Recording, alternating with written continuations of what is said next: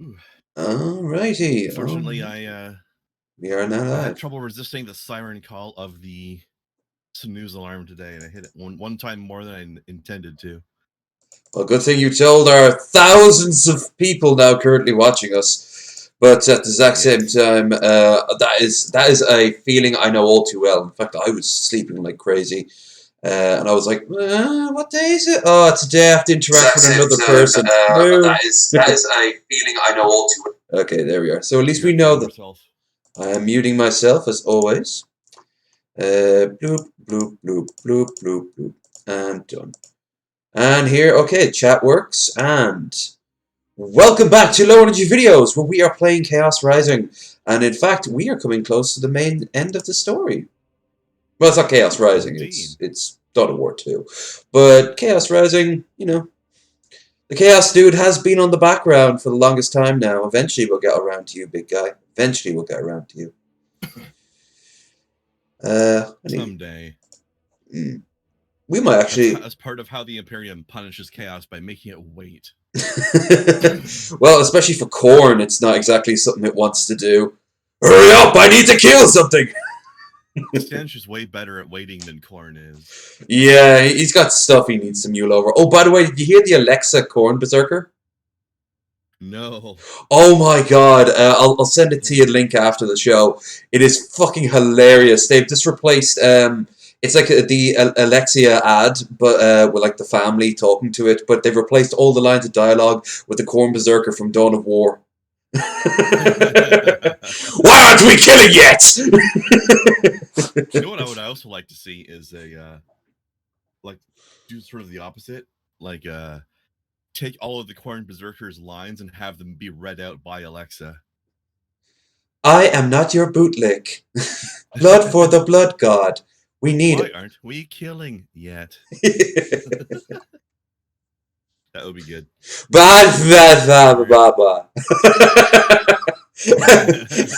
Yeah, so sometimes like he'll answer that, and it's just fucking hilarious.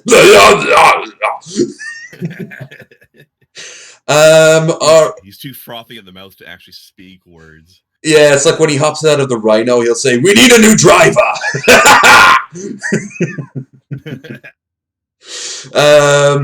All right. Enthusiastic lad. Yeah, oh, he is.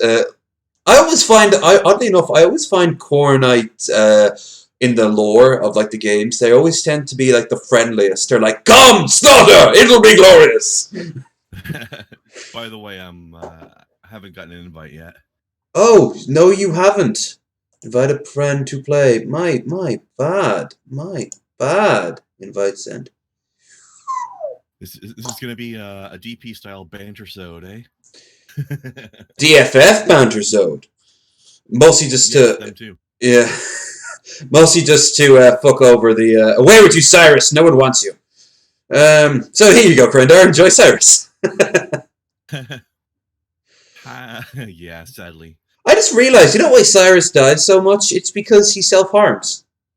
He does have the hair of an emo. And he does act like an edgy teenager.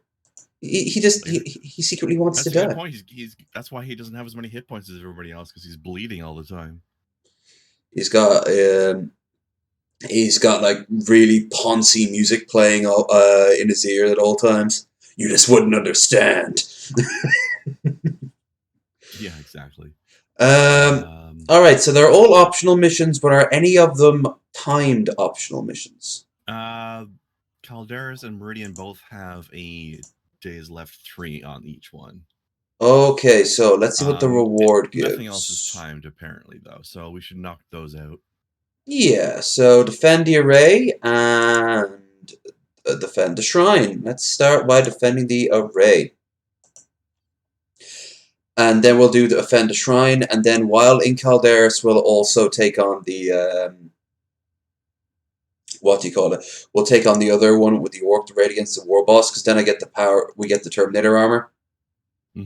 So, did we make sure that our kit is all ready to go this time around, or is there still something we have to do?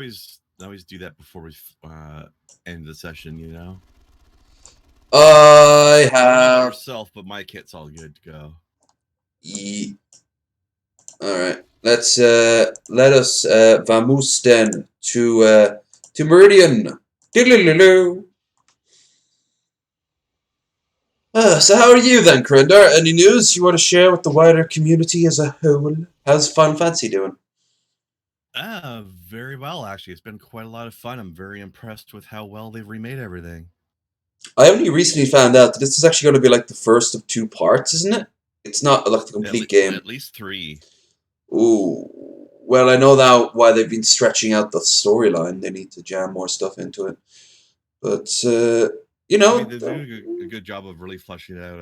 I've done at least one mission that was completely new, and another mission that was highly expanded. So, you know what? As a kid, I always wanted to take on every single reactor, not just the 1.5 you tend to do.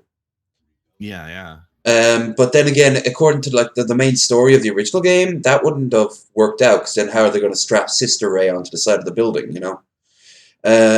So maybe not all of them, but a few more of them. And I want to then like show how Midgar is starting to shut down and they're causing a whole lot of problems. And I want them to address that. I even wanted them to be almost lynched at one point by a bunch of people. And Barrett's like, "We're trying to save the planet. My mother died. She was on life support. There was no power." You know, like, that'd be interesting. And he's like, "Oh, what?" Like they're doing a bit of that in the new one, just to some degree. Like I saw the footage of like after the first one's destroyed, all like the emergency response people are everywhere, and but they're also showing like when you walk around the town in the slums, there's a bunch of people like grumbling about how Avalanche is fucking things up for them.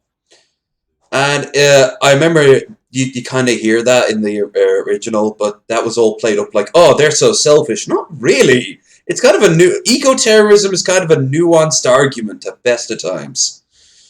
I mean, they might be morally right, but I always thought that like Shinra had a halfway decent argument, especially after the meteor shows up. I mean, one of the later missions, you have to blow up their plan to destroy Meteor by launching the missile from Rocket Town. Isn't that a good idea?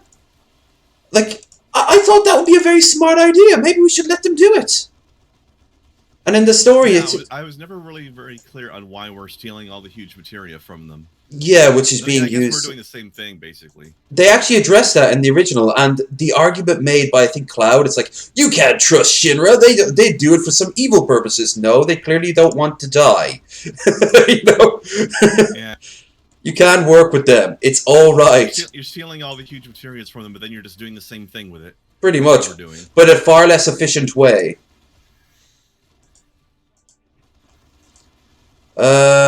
But yeah, the second Mako reactor mission is the thing I was talking about that was greatly expanded upon. Like that mission is a lot longer and more involved in the new game.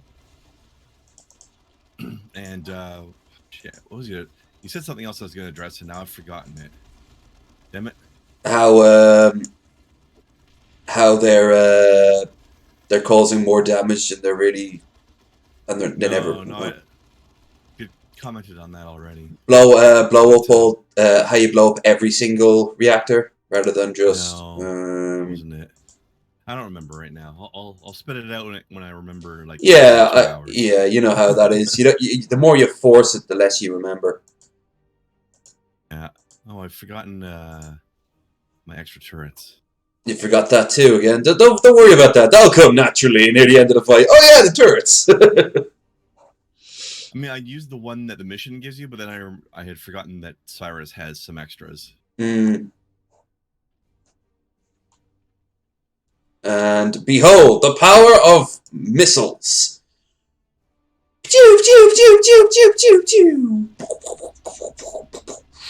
Fuck you. You know, one thing I'm quite liking in the remake as well, though, is how they're really differentiating the characters better. Because remember, in the first game, the only thing that made the characters any different was what limit breaks they had. Right? Well, otherwise it was just materia. Well, also materials to anybody. Yeah, some had ranged and some didn't, and that was really about it. Some were more spec, but you could eventually have every character like be good at everything, which. But now there's special abilities you can use, outside of spells that are unique to the characters. Oh, that's cool. Like Barrett can do a steel skin thing to improve his own armor and all kinds of stuff. Tifa can heal herself because they're leaning into the whole monk aspect. Oh yeah. How many other Final Fantasies you've played, but Yeah, monk. Some of them have a monk class and they have this ability called chakra to heal themselves. Mm-hmm. Actually, I shouldn't say Tifa does that because it turns out to be a materia. It's just a materia that she starts with by default. So I guess you could take it off and give it to somebody else if you wanted to, but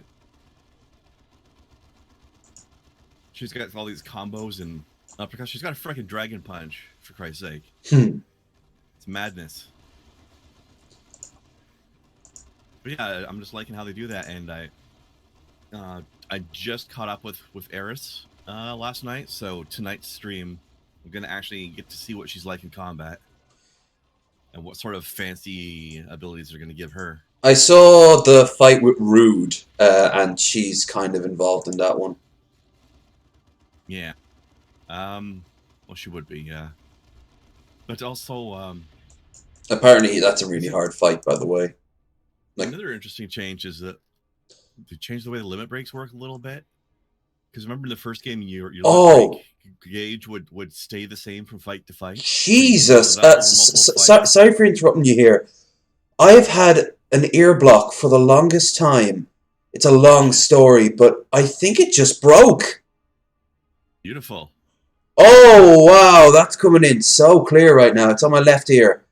Oh, it's actually a little bit disorienting. I mean, I've had this for well over a year now. Year? Holy shit. Oh, actually longer now, thinking of it. That must be a relief, though, as well. Especially in the summertime, I would get, like, the heat would kind of make it contract. The block would even be worse on my left ear, and I'd basically become deaf in that side of the ear. But, oh, whoa, even my voice sounds different. He's like, I hear everything. Oh, I actually do. I forgot. I've been deafened for the longest time. Fuck me. All I heard was this loud, like, boop. And suddenly you came in just incredibly loud. Woo! An experience for you. Oh, I'm surprised I caught it on camera. Jesus. Alright, welcome, low energy. This is what I actually sound like. Wow! Even more Canadian than I dare dreamed!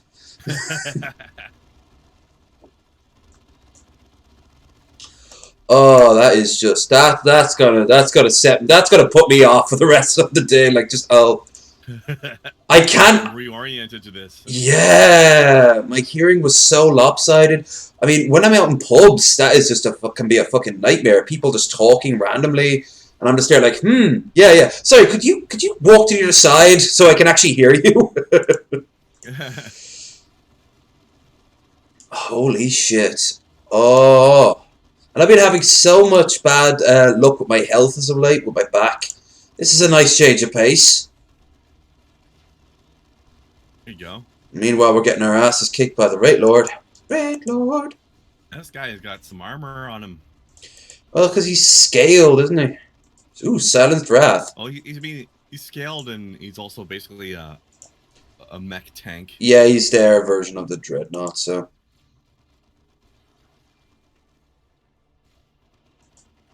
And Tarkus, Tarkus just lost a dude by getting impaled. Come on, everyone. Come on, follow. We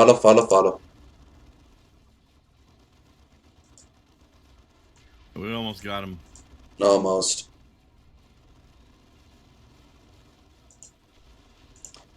If only there was a character I had that could just charge. There we go.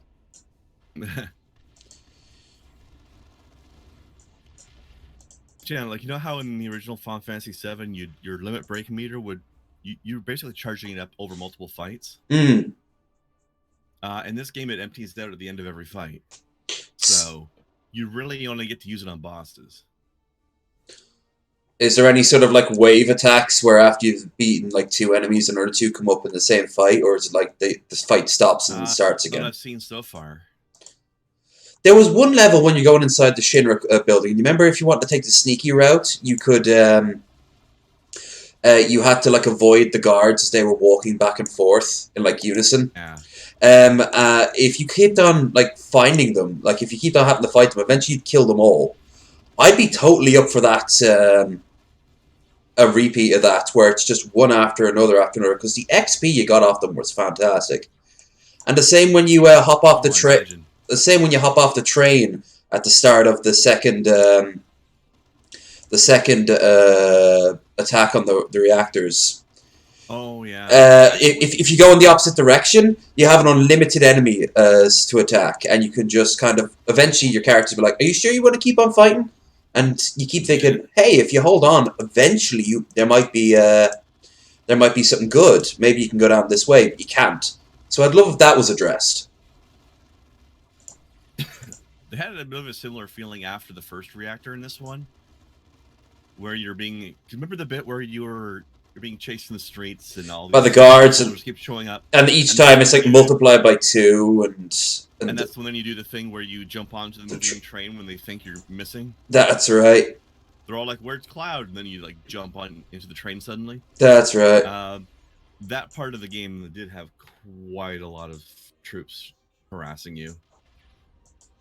So long as does your health restore per fight, or do you need health beat? So there's no like slowly building up health bar.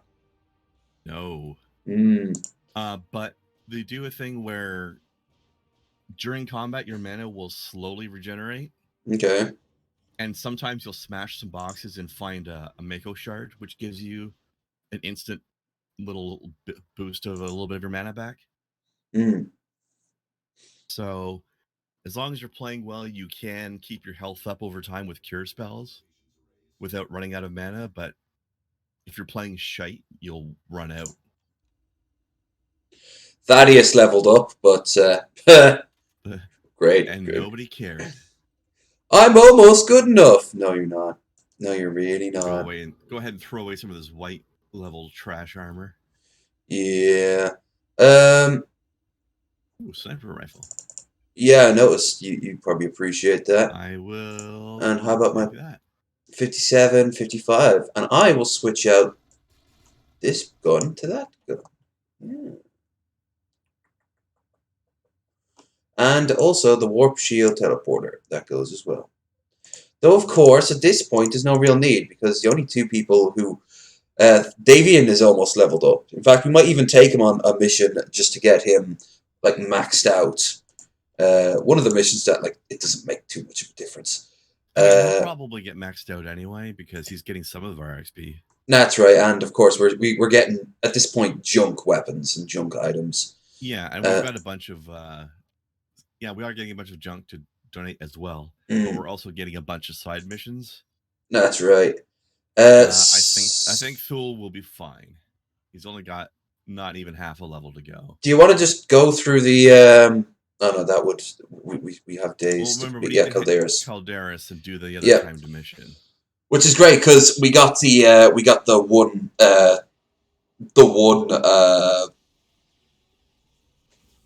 extra day. So even if we hadn't, it wouldn't have made much of a difference. Let us go defend a shrine. Okay, shrine boy. Right. Also, something I was wanting to ask you before we a little ahead of time to get ready for the Chaos Rising. I think we should decide together what our plan is. Are we going to go pure squad, or are we going Chaos squad? Pure squad, the game is easier all around, and it also negatively affects retribution, doesn't it? It gives you like bonuses if you go. I don't know. Does it load a save? I think it gives like different storylines. Like, I think the story is a bit different, but the thing is that going chaos, it's trickier too. It's more complicated to pull off. All right, so we're going pure. Yeah, for the Emperor. We might as well stick with a good thing. Although, in all fairness, now that we know how the rest of the 40k universe is panning out, it's probably a good idea maybe if they had embraced chaos. They'd kind of be on the side that's doing quite well for itself at the moment. I guess that's also one of the other downsides, I think, to going full chaos and like full corruption with that is you'd end up losing one of your favorite squad mates at the end. That's what I'm thinking. Whereas if you go pure, there's no way you will. That's right. And we still get to see Martellus and Gordian fall to chaos, so that's cool. Oh, Thule also can't fall to chaos, can he? I don't know. Why not? I don't see why not. I think he's like almost too brain dead in a way to like completely embrace chaos at this point. He's he just wouldn't understand the nuances, kind of like how orcs do it. Then again, that almost makes it easier to corrupt you. That's right, because that's how Ogryn get corrupted. They're just told that the Emperor now looks like this, and they're like, Emperor, good!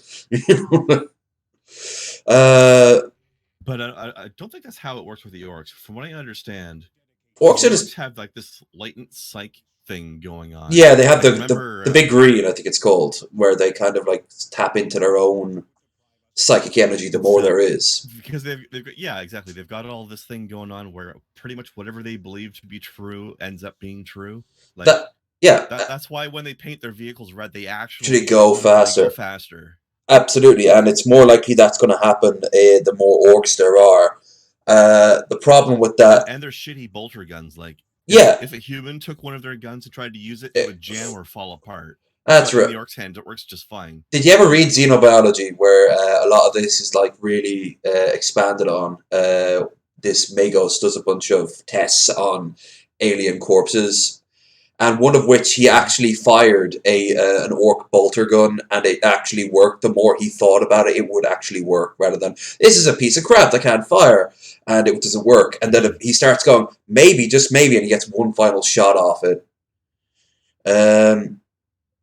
But yeah, like, I think it was Arch, he said that, like, the best way to think about why orcs can't really fall to chaos is because they're too pig-headed.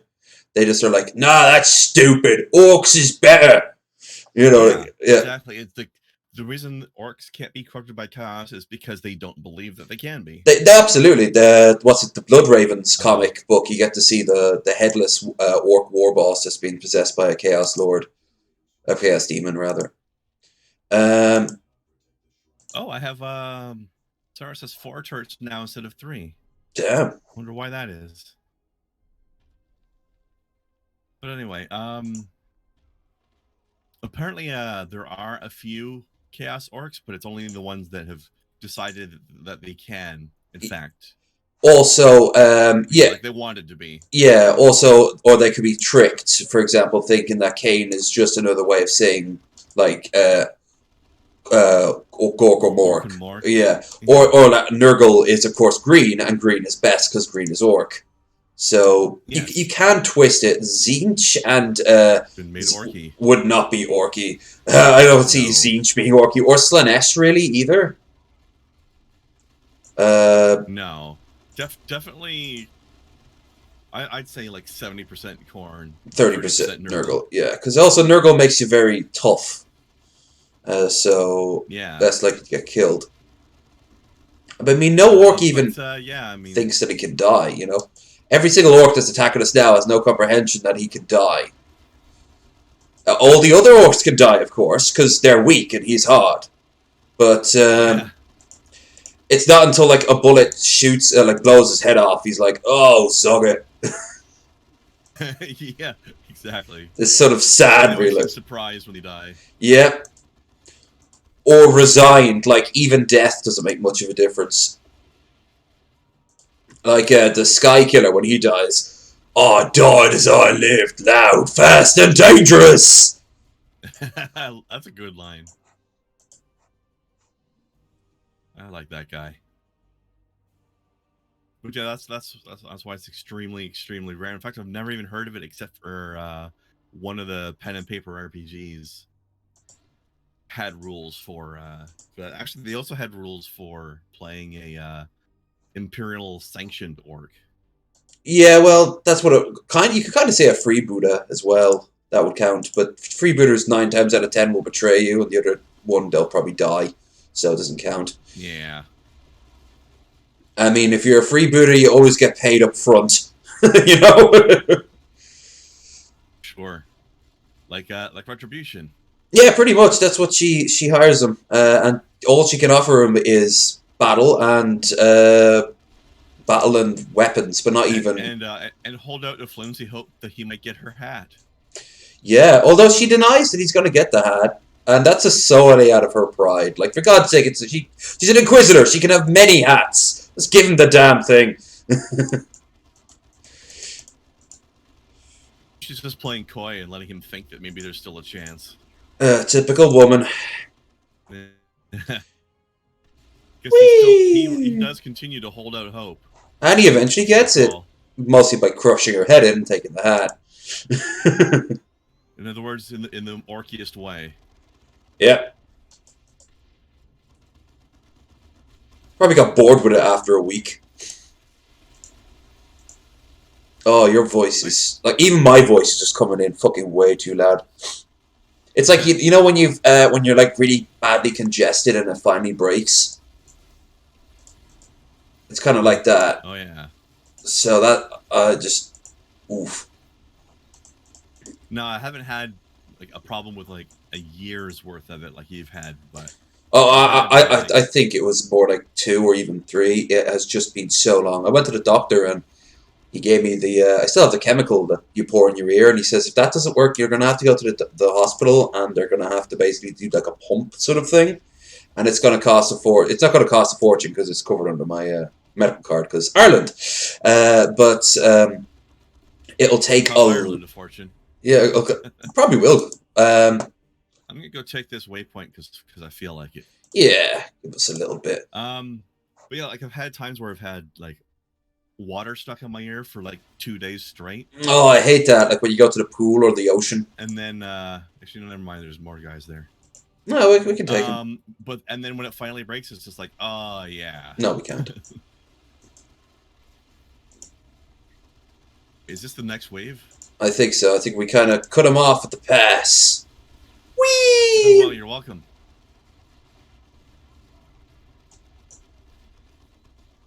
I will capture this then. Fuck it.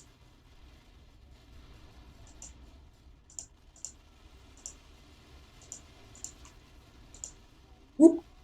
And throw. Beautiful. I love Tarkus. A little debt pack as well. Ha! And we got our first spirally one of the day. We have to come up with a name for that. Oh, I didn't see it. Maybe it doesn't work like maybe for like person to person it doesn't work like So, no, like last time I remember there being a couple of them that were that we both saw.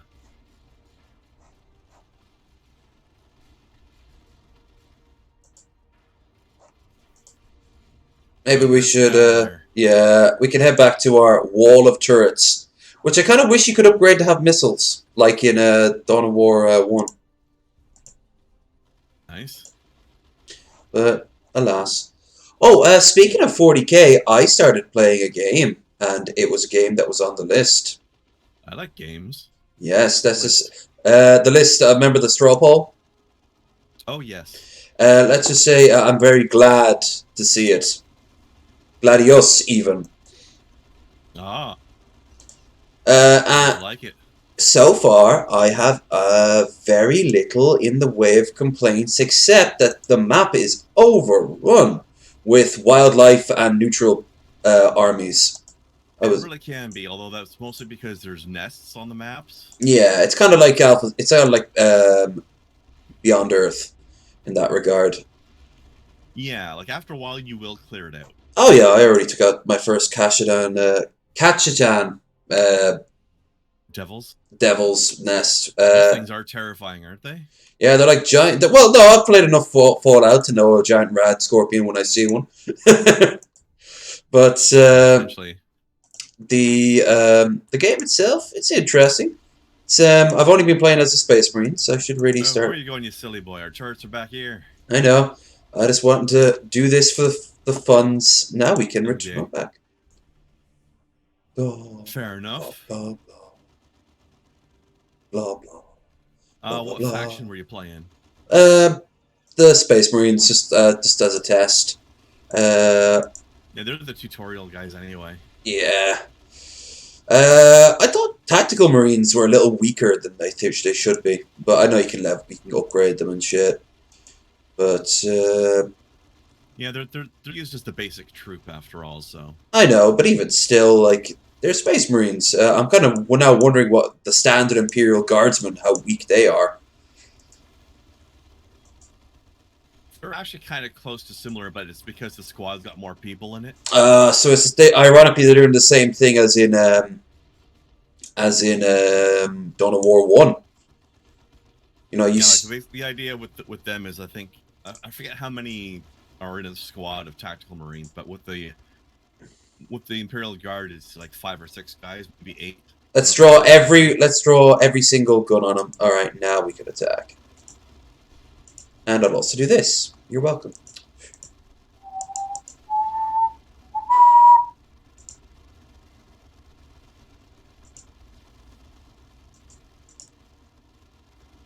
I was thinking of dropping a jetpack on them, but I don't know if it would hurt the turrets. Forget the turrets. I'm thinking more along the lines of the goddamn us or the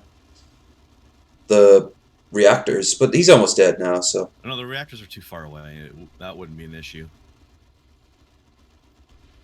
Well, we didn't need it.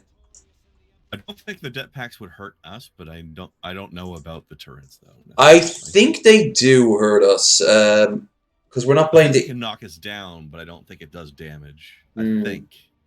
Maybe. I think I did it once. We got 100% kill. Nice.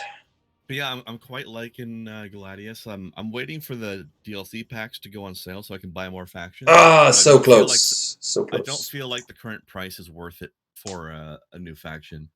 This version that I acquired happened to come with some DLC already installed, the reinforcements and the skulls, the Lord of Skulls. Okay, well, I'm talking about the new factions one, like getting Chaos Marines or Tyranids or. Oh well, I already have them. I don't have the Tau. That's the only one. They're the newest one. So I don't have any of them, but that's because the prices on them on Steam are like. I had a look. The price for each faction is worth 1/3 of what the original game was worth. Yeah, it's a little bit ridiculous. I also tried to do Mechanicus, but there's a lot of technical problems. I have to drag this into that directory, and I have to crack this. I hate when it comes with the territory when you go down that sort of path. And if anyone watches this wants to call me out, I do plan once times are good to go and buy the game. You all right? So no be judging. No be judging. I'm going to be a sweet boy. There's another time machine. Force Commander only armor there, but I think you've got Termi on him, don't you? I do. So let's have a quick look what it looks like though. Boop. Boop. No. There we are. It looks like the Artifice Power Armor. It's fine. Okay, so I guess we'll get rid of that. And now this. Get rid of the Iron Halo, unless someone else can use it. No. Oh, he's level 20 now. There you go. So, boop and boop. Okay, so I put 1 into his range, and which will be good once I get my hat, and 1 into his smashing. Poor Thaddeus is still 17 because nobody cares about him. No one understands my pain. Okay, let us. Yeah, so I'm not sure how the Final Fantasy remake is going to handle learning new limit breaks, because remember you had to use them a lot to get new ones, but you can't use them very often anymore. Maybe they'll have that progress differently. So orc time, I guess. This is going to be a toughie. Now, I don't know if you've seen any of the game, but they've got an interesting new system where you level up your weapons themselves as well. Oh, cool. So that's kind of like a lot of the older Final Fantasy games where you, not older, but like the new batch of them from like, say, 13 onwards, where you could just keep adding stuff to increasing the strength of your weapon. Yeah, but it doesn't work as like a crafting system. Like what happens is whenever you level up, you get something called SP, which is new to the game. And then you spend XP or SP on your weapons, and each weapon has its own pool of SP. So you, by spending it on one weapon, you're not losing anything on another one. And then it's like each weapon has its own skill tree that you're spending these points on to improve its stats and give it. So does that mean that you slots can't and upgrade? abilities. You can't upgrade your. You can't like switch out your weapon for a better version of the blade, or like the gun or the whatever. No, like you do get multiple weapons and you do swap them out. I'm just saying that you get your full amount of SP to spend on each one. Oh, okay. So you're They not. reused that image. Say, for example, like by spending points on your Buster Sword, you're not screwing over the Iron's blade. Oh, okay. That's good. Because then eventually, remember we were talking about this games where like eventually you can upgrade your starting weapon to the point where it doesn't make any sense to get a new one. Yeah. So yeah. So it does this interesting thing where it makes it so that weapons have specialties to them more than just what their base stats would imply. Like for example, I found a new glove for Tifa that's a caster glove. It's got a lot of spell casting bonuses on it. All right. And then she's got another one. Then the Iron Fist weapon she's got has a whole lot of just like physical attack and speed boosts and stuff. She is a fucking beast in this game. Holy shit. That's good because she was a bit of a glass cannon at times in the original. Well, I mean, I'm not sure how she compares defensively, but I'm just saying that her damage output is massive. She's got the highest attack rating on the team by a good margin. Okay. And another thing, like what I mentioned, like the second sword you get for Cloud, the Iron Blade, it's got a lot of defensive bonuses on it, and I'm getting more attack power out of the Buster Sword. Nice. So you got some specialties there. And did you ever play any of the what was it, Tactics Advance games? No. Hi, Bill. Yeah, no, we. Hey, Bill. I think we were mentioning tactics before, and it. Yeah, we just didn't. I never played any of those ones. Okay. Well, Tactics Advance did this thing where you learned all of your abilities from your weapons. Like they do a thing where you could only use certain spells or abilities while you had the weapon that provides them equipped. But after a while, you would learn them permanently. And then you could switch to a different weapon and learn what it had. And this game is doing a little bit of that. Each weapon does have a special ability on it. And it has a proficiency bar that goes up as you fight. Okay. Or that goes up over battles. It's like your weapon itself has XP. And then once it's filled up, you learn the ability from that weapon permanently, and then you could switch out weapons and still have that ability.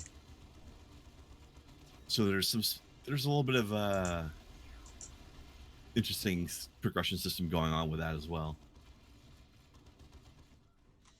For example, the Iron Blade is how Cloud learned triple slash. Oh, all right. I remember triple slash as one of the limit breaks. And now it's just an ability you can use whenever you want. Does it still have a chance to cause paralysis? No, but it does a lot of damage. And it's a big AoE. Nice. Right now, they also made Braver into a regular ability. Oh, I saw you. I saw you. Yeah. Right now, the only limit break Cloud has is a cross slash.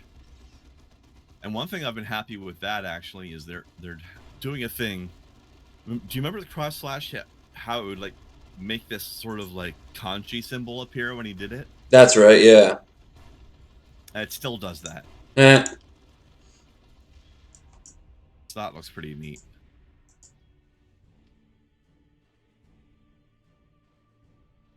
And thankfully, Tifa's doesn't have that stupid slot machine limit anymore. She's got actual martial arts stuff. That's good, because that was always just strange to me. I wonder what Cat sits. I was actually thinking, like, how's he gonna look like in this? I don't know, but it's gonna be a while before we find out, because he's not gonna be in this game. I know, but like, is he still gonna throw the massive dice on people? Like, that would be interesting. Or it's even gonna be like a little mini game you have to play. I hope they don't do that, because that would be annoying in the middle of a fight. You have to do a little mini game. Yeah. Although, speaking of minigames, they have improved one of the god awful minigames already. What? Remember at the end of Midgar how you had to do the motorcycle scene? Yeah, with the drunken swings on with your sword. And the really terrible like controls, like accelerating and decelerating and steering was just awful. Yeah. They fixed that up. They actually put in, like, I haven't got to that part of the game, but they put in an extra motorcycle scene before that. Remember how I said there's a whole mission in the game that was never there before? As part of that mission, you do a motorcycle on the highway scene.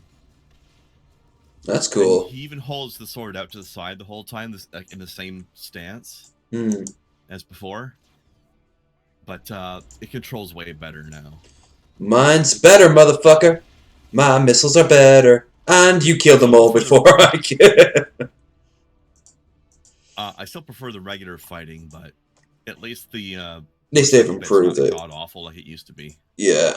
Tank.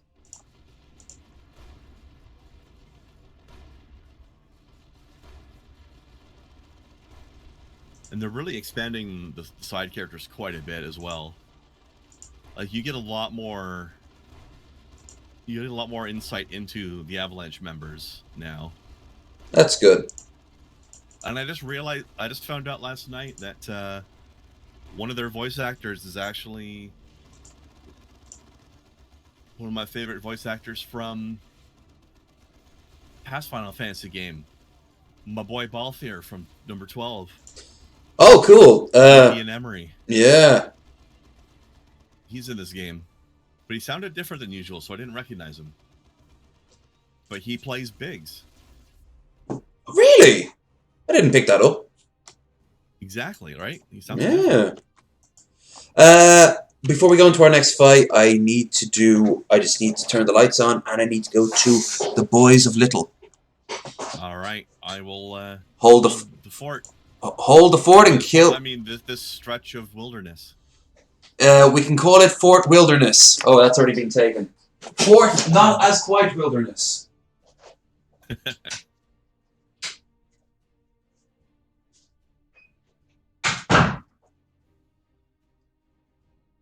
Bill, how you doing today?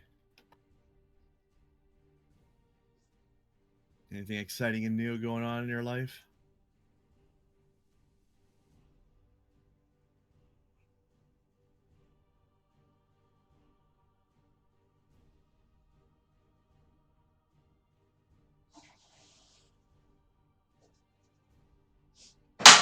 Right.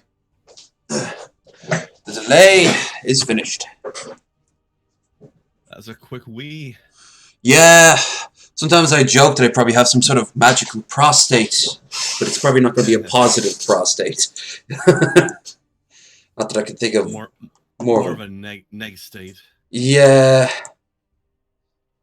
Con state, wouldn't it be? Prost? Oh no, it's prost. So if it was pro state, then maybe it'd be con state. Hawaiian style food from a local chain. Interesting.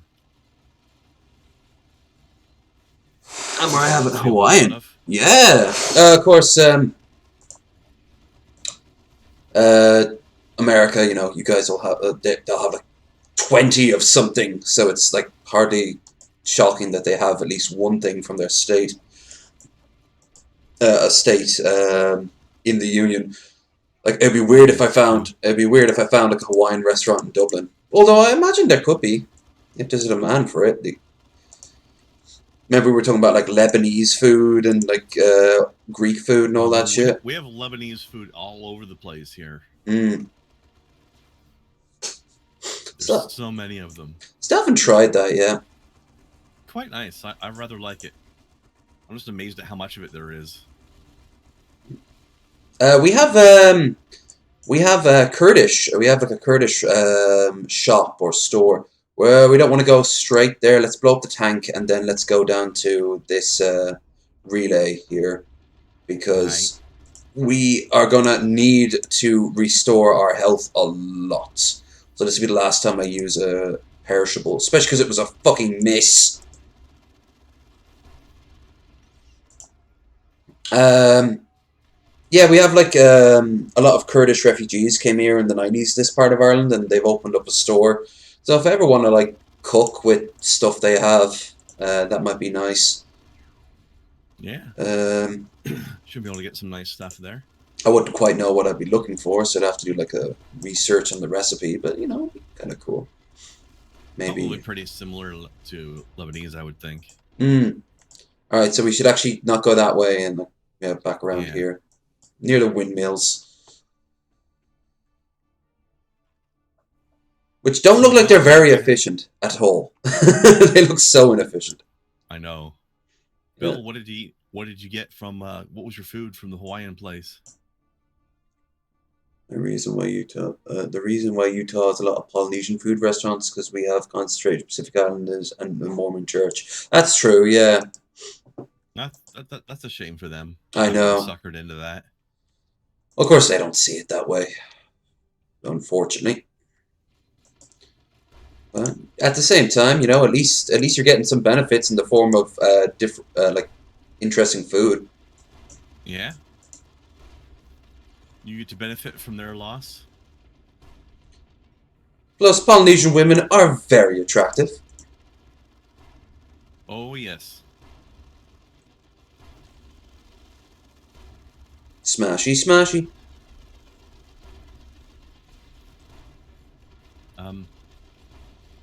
Yeah, so what did you get? I don't know why Avadis himself was standing there ignoring the tank, but... Yeah, he's, come on! Come on! There we go. His squad was shooting the tank, and he's just standing there like a dumbass. The one with the most powerful weapon not doing jack shit. Yeah.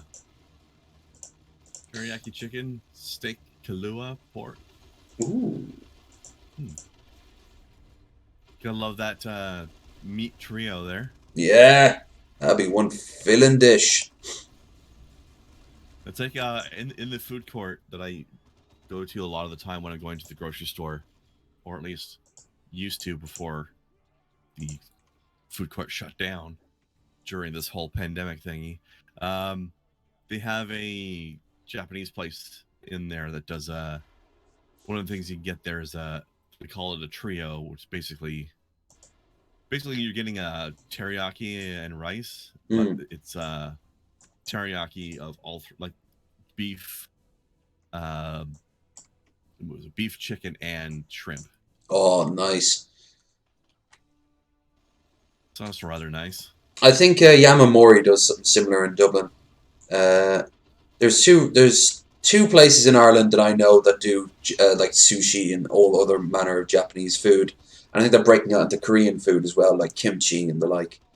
I quite like kimchi. Again, never tried it, mostly because of like it's the way it's what's it? It's cabbage, isn't it? Kimchi. It's what? It's cabbage, isn't it? Yeah, it's cabbage based. Yeah. If you ever try it, be warned it is extremely spicy most of the time. Well, that's a promising, if anything, because you don't. Because for me, cabbage is like this dull, squishy, ugly sort of meat vegetable that like old people have on Sunday. So it being different than that is something that would appeal to me rather than detract. So if it's spicy, then... there you go. Just go in informed. Absolutely. Yeah, there's one. It's essentially like a spicy coleslaw sort of idea. Cool. But also very acidic because it's basically pickled. So is it sour by any chance? Very. That might be a bit of a turn off. Well, somewhat. Yeah. I shouldn't say very, but give it a try. Yeah, absolutely. If it's put in front of me, I'd like to try it. There he is, Bone Smasher. All right, time for lots of turrets. And time for Sir Robin ran away.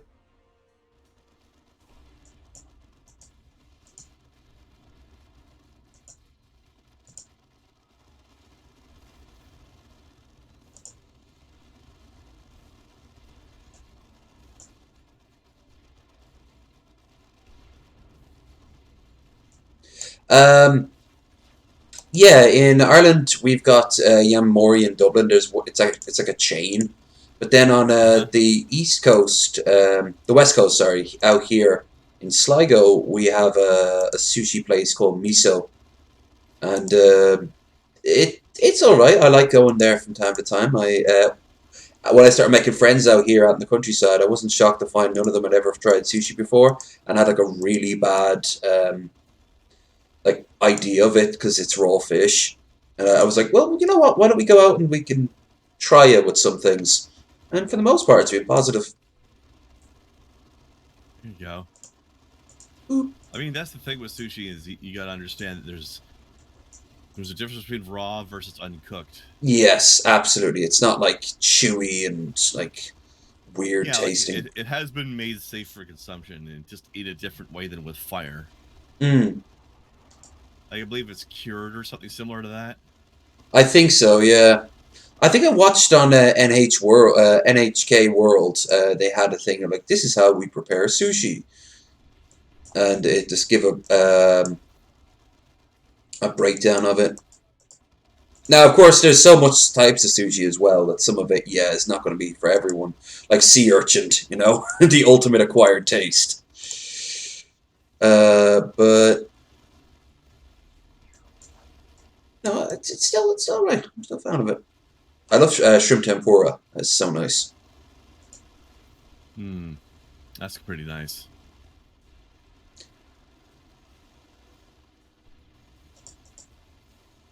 Oh God, I need to have some explosives in it. And boom. Best thing I ever had was at an Asian fusion restaurant, and sushi doesn't mean raw fish; it means traditional Japanese right dish. It does, but then the Californian Japanese kind of made it westernized. Like they're the ones that. I'll be right back. Avatus is feeling a little poorly at the moment. I noticed. He should grab some. He should grab some Tums for his belly. He looks like he's about to burst. Grab some Tums for his little tum-tums. Avatus tum-tums.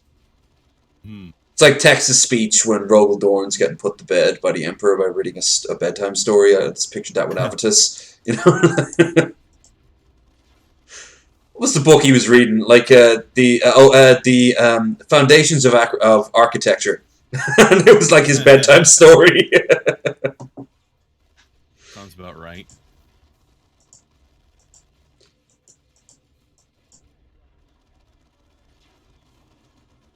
Yeah, see the thing about Bone Smasher is that he's not tough per se, like really like difficult. It's just that he's got so much health; it's going to take forever. He's not super damaging. He just endures for too damn much. Yeah, it's all about how you can jump, how you can like spin around, how you can avoid his attacks. And it's like a dance you have to constantly repeat. It's quite annoying, really. It is. It's not how you make a boss. You don't make a boss by just making him a tough. And all these attacks are ones we've seen from other people as well, except for the Rock. The Rock is the only thing that is uniquely his. If you keep boring to fight him, honestly. It is. That did nothing. That did absolutely no damage. What the hell? Is there a group of beings in Warhammer who believe they're the master beings? Quite a few, actually. The bulk of them do, when I think about it. Like, I think actually all of them, to some degree or another, think themselves as like humans for starters. That's the obvious one. All the different factions of humans at that. Chaos, definitely even the Eldar. The Chaos believes that humanity is like the gods chosen. They'll be uplifted and evolved. So you could argue they are, absolutely. Orcs, of course. Orcs is best. Tau, believe it to a degree. The greater good is like a Tau heavy focused thing. I mean, they have other races, but oof. A little bit of slavery is okay for the greater good, right? Helpers. They're called helpers. Involuntary helpers. Oh, they're quite voluntary. It's that or else live in the slums. Also, give us your children so we can give them nice town names.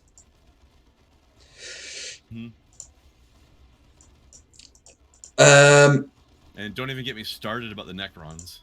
Or the Tyranids, which, you know, their whole thing is that you will become us. Especially our poop. They don't actually poop. They're so efficiently made, they don't poop. Because they can use all of the parts of the animal. Pretty much. I mean, a lot of them are born with their offspring on their back, so when one dies, another is ready to go.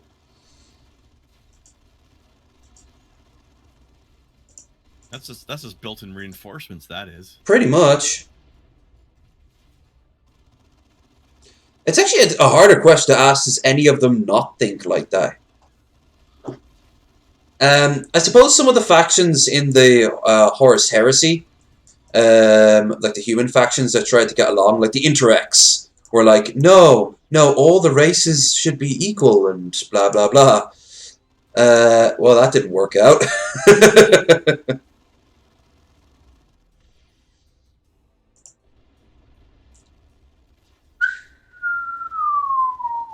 Well, I managed to get him with a debt pack, and it did absolutely nothing discernible. I know, it's ridiculous.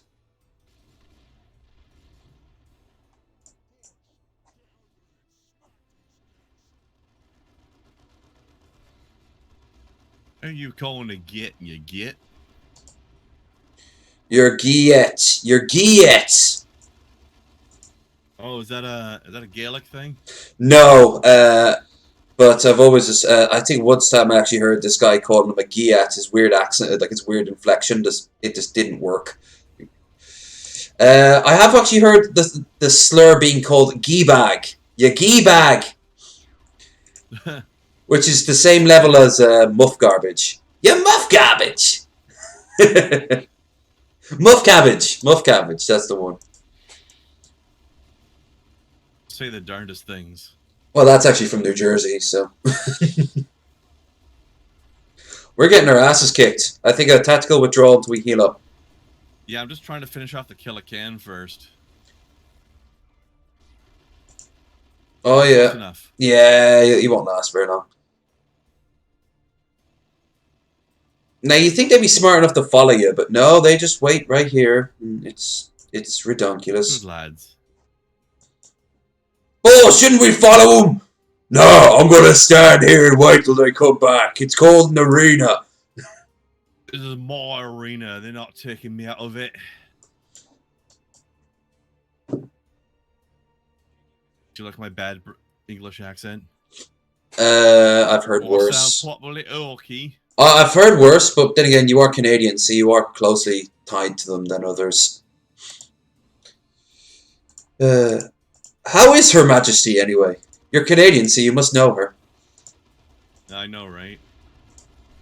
For some reason, my roommate is obsessed with the whole Queen thing. As if she actually has anything to do with our government whatsoever. Really? He's a royalist. He is, and it's really confusing. That must be quite the minority, because it's a minority in the UK. In the UK, they're just there like, yeah, she's here. I've got an extra layer on top of that for you, too. Yeah. He's Asian. No, actually, I will immediately say Asians tend to latch on to these sort of Western culture things a whole lot more than we do. It's straight. Have you ever seen the Confederate Asian dude? No. Oh my God, he's obsessed with like the Confederacy and the Klan and all that stuff, and he thinks that he's like the South come again, and he's like 17 years old. This little China dude. Weird. Oh, he looks so stupid next to like a Confederate flag, holding like a repeater rifle and like an old Confederate hat that he probably got from like some. Whee! Whee! There I go. I got him. Oh, never mind, you got him. I got him. It's just that Cyrus can res instantly, so. That's true. I'm actually going to tell Tarkus to retreat, and I'm going to go get him some resources for a scavenger hunt. Alright. So in the meantime... Jay Darkay does have a weird accent, doesn't he? He does. That is such a... has he ever addressed it? Is he English, like English Canadian, or is he just... what he is.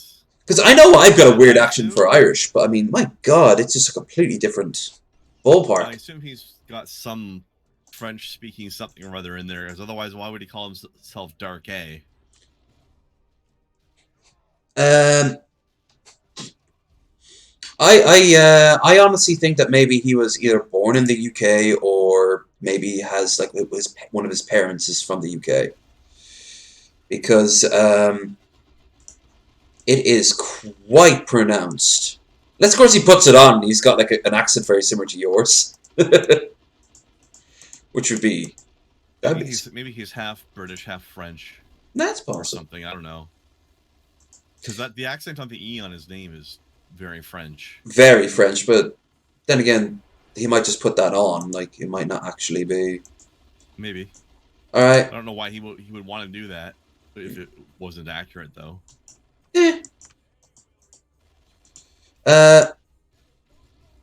Alright. Bone Smash is a pain in my arse. Isn't he just? I'm gonna fire missiles at the enemy over this. Wee, wee, wee, wee, wee. Bang, bang, bang, bang, bang, bang, bang, bang, bang. Alright, you fall back too. Well, we got some resources anyway.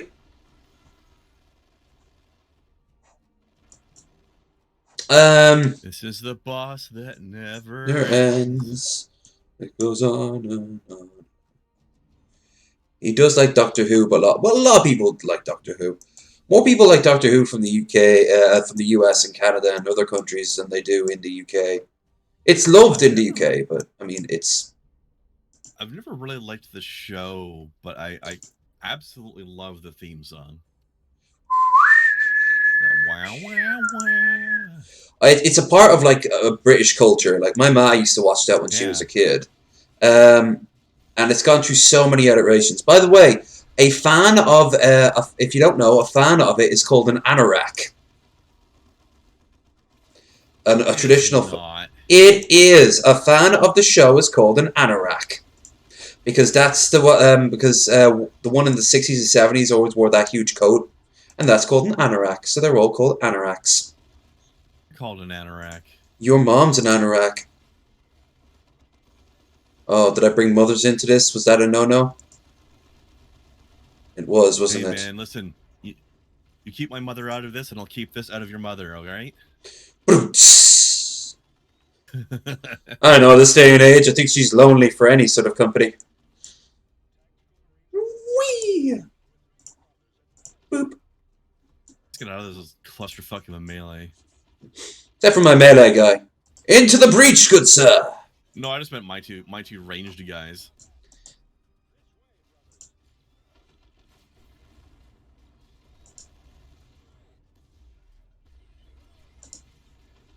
So, is this a new thing? I turned on the Morning Wood.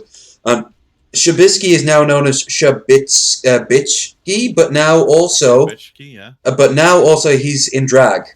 Hempisha level drag. Oh shit, I haven't seen that. Oh, so that is new. I want to see that. To be fair, I don't always watch the Morning Wood, though. Same. It's actually rare. Marshall was on, and... I like him. Begins with Orr. Him and his wifey, they're nice people. Hey, they were fantastic when I met them in Buffalo. They put me up for the night. We got drunk and watched that 70s show. Nice. Yeah, it was alright. They were constantly apologizing because obviously Jay was meant to be there too, but that stopped from happening. He's down in Albuquerque now, I think. But I hope to see him in 2022. Mm-hmm. Boop, boop, but boop. yeah, I was on one of the Morning Wood episodes when she was there as well. Yeah, Faith's pretty cool. Yeah, she's quite the sweetheart. She's fun. All of us played pool together as well. That was pretty good. Well, I haven't played that in ages. Yeah. Oh, we almost have him. It's just every time, and I'm out of healing nougat. It kind of looks like a mixture of like honey and like gel capsules. Yeah. The stimulant. So I'm gonna call it. It does have a bit of a gel feel, doesn't it? Mm. Oh, he's almost dead anyway. I like how he did his point blank air of effect thing when nobody was near him. Hey, whatever wastes it faster, you know.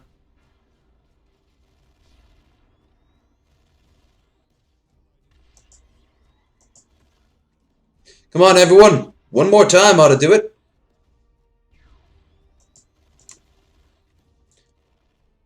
God, what a poorly designed boss fight this is. I know, they just rushed it. And you know what? The avatar of Cain is no better. How will we make him difficult? Let's just give him way too many goddamn hit points. How many hit points did you assign him? Multiply that by 10. 19,000. Was it 19,000? Is it? No. Or was it 190,000? Damn. Well, he's dead now Supposed anyway. To have been 19, and then the boss fucked it up. Yeah, one extra. That's a good name for a sniper rifle. Unseen Demise of the Vein. You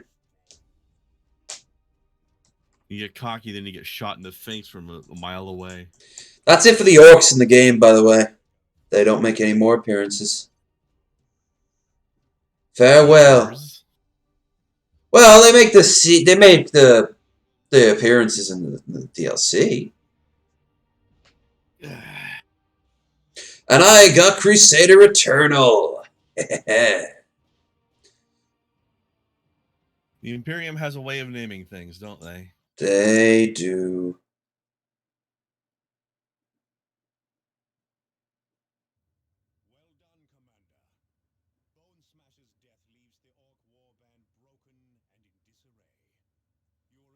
General disarray.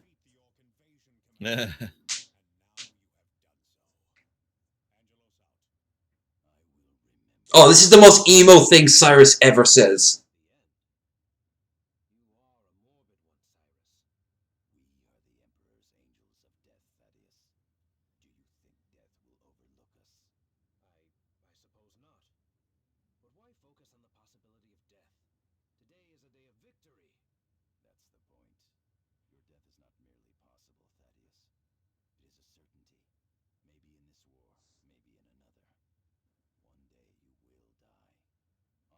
That's not how emotions work, Cyrus. You can't just pour it into a bottle for later. When that day comes, you have a little bitch boy with you. And I'm not talking about Thaddeus. Although I can see why you might have thought I was. I'm standing right here, Captain. I'm sorry, did someone just queef?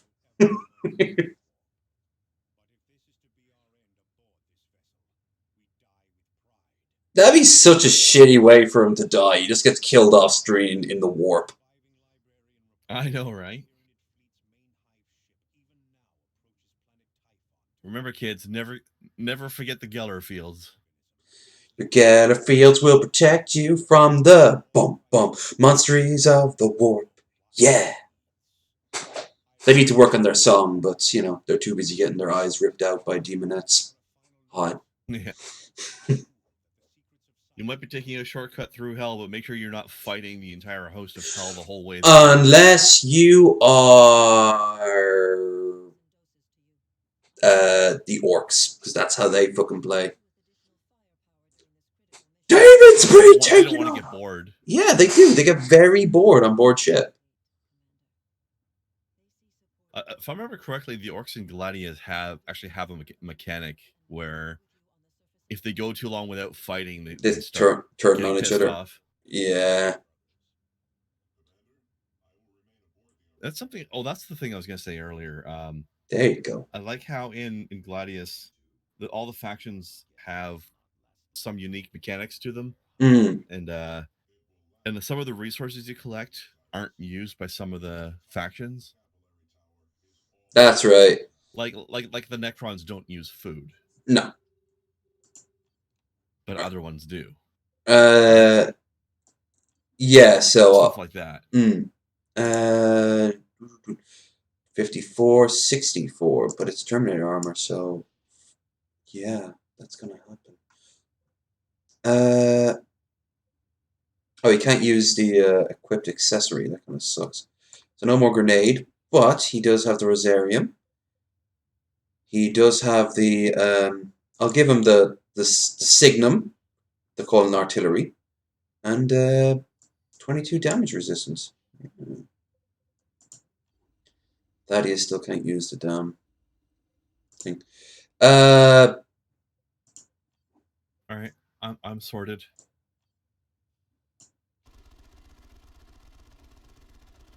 Okay, that's gonna make it quite the stink. I love it. And yummy, so yummy. As much as I recall, I believe the Space Marines don't use the food resource either because it's just provided for them. Yeah, So they basically combine food and ore into requisition. Okay, Thaddeus is leveled up. Let us max out his close combat. Chapter Fury. And now more. Bam. Davian. Alright, let's give Davian Mastercrafted Power Armor, Dreadnought Armor because fuck it, why not? And now we go to.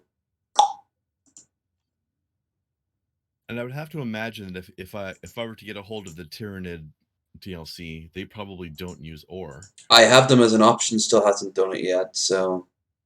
Yeah, I want to get out of the 3 DLCs. They're the ones that I most want to try out, but I'm just waiting for a sale. You want to just now do the all the missions on Typhon, like just wrap them up? Let's check. Because then after that we can get the Last Stand. Plus we can also get the Wailing Doom out of the way. Hang on. Because the rest of them. Looking at all this stuff everywhere and seeing what rewards exist in different places. Well, I like the Terminator Power Fist from the Fendi Array on Madeira, Meridian rather. Oh, hang on. We've got a timed mission here on Caldaris as well. Oh, but there's a 2-day one over on. Oh, there's one on Caldaris Meridian. Too. Yeah, we can't do them all at this point, so. Yeah, but that one over there is a 2 days one, and the one here is 5 days. Is it 5? I thought it was. We should probably at least do the 2 No, days. the Fendi Array is 2 days here as well. See it? Oh, you're right. And it still works. It must be left over. Yeah, it's left over from the last one. A lot of stuff. I don't really care about any of the rewards, so up to you. Whatever way you want to do it. Let's do Typhon. Let's just get all these sorted one by one, because then we get the. We get Wailing Doom. I get one extra suit of power armor, which at this point is almost useless. The only thing I can think of is that it's better than others, so I can bump it down. So, do you want Avitus to have Terminator armor or keep him as he is? I'm happy to give him Terminator armor, but I want a Terminator armor that's going to have some kind of ranged bonuses on it. And none of the ones I've seen have yet. Okay, well, let's just try the Typhon. Because right now I'm getting plus 19% range damage with his current armor, and I don't want to be giving that up. Yeah, I get that. Unless I'm getting something similar out of Terminator armor. Like, even a slightly smaller bonus will be fine, as long as it's similar. Alright, well, here's the Wailing If we Doom. got one that had, I don't know, 15%, that'd be okay. I could try out the old assault cannon then. Yeah. But not if I'm dropping 19% for 0.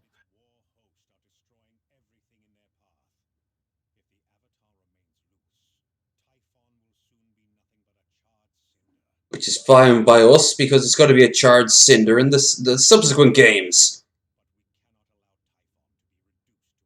Sure, whatever you're talking about.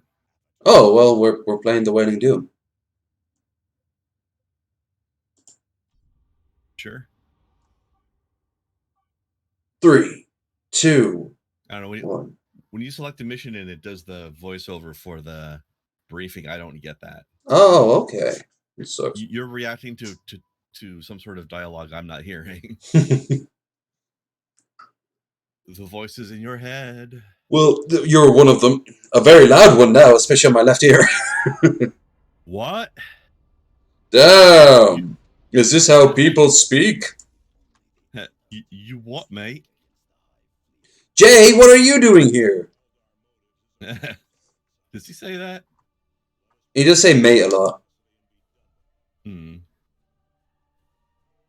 Alright, well, at this point, there's no real reason to go exploring. So let's blow up this, let's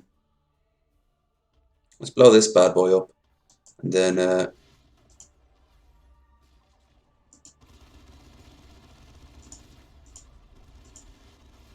yeah, I haven't been watching as much Underhaven lately because they've been really focused on, like, politics and the election and stuff. Yeah, I just don't care. I know this weekend Chelsea's going to be on one of, I think it's either that or just Jay's regular show. And they're going to be talking about mythical creatures that you want to fuck. And that sounds interesting. Yeah. Plus, I haven't heard Chelsea on camera in a while, so... As in TJ's wife? As in TJ's wife. She's going to be there on... Interesting. I've never seen her be a guest on anything. I think she was a guest on an episode of DP at one point. I mean, I know she's made appearances on DP randomly, but I don't remember if she's ever been on like a whole episode. Then again, maybe she was, and I've got bad memory. No, I think it was a one-off thing, but yeah, apparently she wants to do this. So that's what Jay said yesterday on the stream, anyway. So yeah, it should be interesting. It should be fun. Well, they covered DoorDash last week. Well, that's been a change from the trend then. I should probably watch that one. Yeah, you don't want it to get too stale after all. So, do they not have Swagta anymore? The last few times I've seen it, it's been just Animancer and Jay. Yeah, but it wouldn't have been too long then after he left, because I think the time of... What's happened to Swagta? Yeah, Bill, do you know?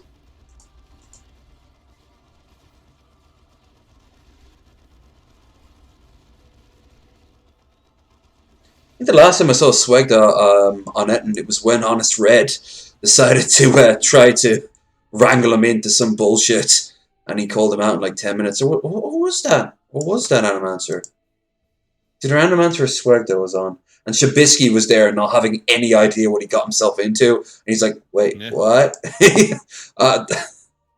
Swagda is busy doing his own stuff. Swagda is busy doing his own stuff, so Swagda is only on the main show. But yeah, I think when Shabisky showed up there, I realized that he often doesn't do any research. When he pops into other people's shows, he's just there like, oh wow. You mean? Yeah. Yeah, so he had no idea of the beef between Jay and what sort of person Honest is. Yeah. Which I want to say, like, I've had Honest on this show a few times. I still plan to get him on again, but I tell him, keep that shit to himself. Like, if Jay comes on and makes an absolute fool of himself, then that's on Jay. But more often than not, it's actually Honest who brings up that shit and talks about that shit. And no one really cares but him. Like, move on. He seems to be one of those guys that obsesses. Cares a lot about things other people don't. Yeah. But speaking of research, actually, I'm looking into... Ben and I are looking into what guests are going to be on DP during May. Ooh. Because I've decided to splurge for the extra Patreon level. So I'm going to be buying my way into an episode of DP next month, or this month, technically. Nice. It was only a matter of time, man. It's only a matter of time and stimulus checks. Yeah. You're doing it. It's a bit costly, but you know, I want to get that extra networking in there. You know. Yeah, you got to get your face out to a bigger and bigger audience. You know. Yeah, that as well, but also Also, be you know, more. meeting and befriending new people. Yeah. Like Billy, and that's why we're looking into who's going to be guesting. So I want to try to meet like Hannibal and Monty or Chris Ray Gun or Jeff Holiday or somebody like that, you know? Yeah. Hellbent. Too bad I'm not big enough for it to be practical. Maybe someday I'll get on tap, but unless I do what you do and Yeah, I mean that's one. splurge. I'm not big enough to be practically invited either. Well, you've got enough of a presence on your own, but Oh, I really don't think I do. eh, Like I on my own, I am nobody. I just show up on a lot of people's other shows lately as well. well, so does So I'm Shabisky, and known that way. look what's happening to him. Yeah, well, hopefully a little bit of that'll rub off on me as well. Just hope that Shabisky wears protection when he rubs off on you. No one knows where that boy gets around. Oh yeah, No one knows. Aspiros, he's been on quite a bit lately, and he's a fun fella. Yeah, that'll be cool. I don't know where he gets all that energy from. He must be leeching it off of you, and that's why you're low energy. Yeah, his maybe if I like type in like high energy, I'll find his channel, and he's doing every game I'm doing, but he's like really pumped up, and everyone's like, "Wow, massive donations and subscriptions!" like, I like how his show is so honestly named as the loudest podcast because he's such a loud guy. he's very shocked at everything, isn't he? He's like, "Wait, really?" Shocked, I think. Oh yeah, absolutely. That's definitely played up. Well, of course, but then there's times where he's like, "Wait, what?" Like, because he doesn't he doesn't know a lot of the drama. Like, he didn't know who Onision was at the film. I don't know if that ever surprises Ben, but I find that a lot of Ben's guests don't necessarily watch his show regularly, whereas I watch it all the time. Mm. So whenever I'm on, I already know all the references to everything he's talking about. I watch it religiously like crazy, but whether it's be from like older stuff or whether it just be like I can't be everywhere at once, I can't watch everything at once. A lot of times the drama I have no idea on. Yeah. So there's times where I'm just there like, wait, what? Or V and Fuzo, aka the social injustice warrior. V's a character, man. That's for sure. I cannot stand his voice, and I will never like his voice. His voice is not just an acquired taste; it is a taste all on its own. It is bad taste left in your mouth after hearing it. Yeah, it sounds like many goats going through many different types of agony. What did V go? Who did V debate on DP? Was it Vosh or was it? Yeah, it was Vosh. It was the first time I saw him. If I recall, he was crushed. Yeah, he was talking about how internment camps are good and shit like that. I don't remember what he was saying. I just remember that he got trounced in the debate in general. I don't even remember what the topic was. It was kind of like the same reason that Rolf got crushed. It was because, they have different approaches. Vosh can lose his shit and talk absolute trash and go full on meme, but he also gets points across. But people like V, he's like, pound the libs. Yeah, but he's a Nazi. That guy over there is a Nazi, according to Vosh, because Vosh yes, said so. Absolutely. I do not like that about Vosh. But then again, Vosh never hides who he is, so like he'd be kind of bullshitting himself if he didn't start any conversation with, "Hi, so you're the worst type of person, aren't you? Why? Because let's talk about it." That sucks, but I like his personality in general. He's very good at doing the smarmy. Oh, and you know what else? You can't phase him. Like every time someone tries to phase him, he's like, "Yeah, I know. So the fuck what?" Yeah. Like the way Ralph was going on, like, "You're a degenerate. What the fuck's wrong with being a degenerate?" I know what I like, and I like horsecock. You can quote that, YouTube. You can't throw somebody off balance when they just don't give a shit. No, he knows who he is. He doesn't need you can't hurt him like that. He enjoys who he is. Clearly. I mean, have you been do you watch his? You don't watch his streams. Like he gets incredibly personal. Like he's in an open relationship with his girlfriend, so he gets called a cook a lot. And he's like, you know, all I have to do is go over there and fuck your mother, and then you won't be calling me a cook. You'll be calling me sir. You know, like. I've never watched his show. I've only ever seen him when he was on DP that one time. It's very unstructured. You've got it usually goes week by week. You got 1 week that's gaming, and then at any time someone can call in, he'll stop the gaming to have like really in-depth conversations on everything about politics, to incels, to how the left is ruining everything, and other times it's a structured debate. Like he had someone from the CNC to come on to talk about like how to deal with the quarantine. But even they can get hijacked. Whoa! Game froze. Oh, it's still going on my side. Then again, I hope yours unfreezes so it doesn't botch the mission. There we go. Oh my! Nice. Oh, it caught up with it, and everything went like 5 times speed. So my honey tits rushed up and started pummeling the living shit out of the tank. Turned into a little Benny Hill episode there, did it? You know, that's actually the first time I think we've had that sort of glitch. Which, compare it to when yesterday when Chaos and I were playing Age of Empires, we couldn't get 5 minutes in without the game crashing. We were it was absolutely fucking ridiculous.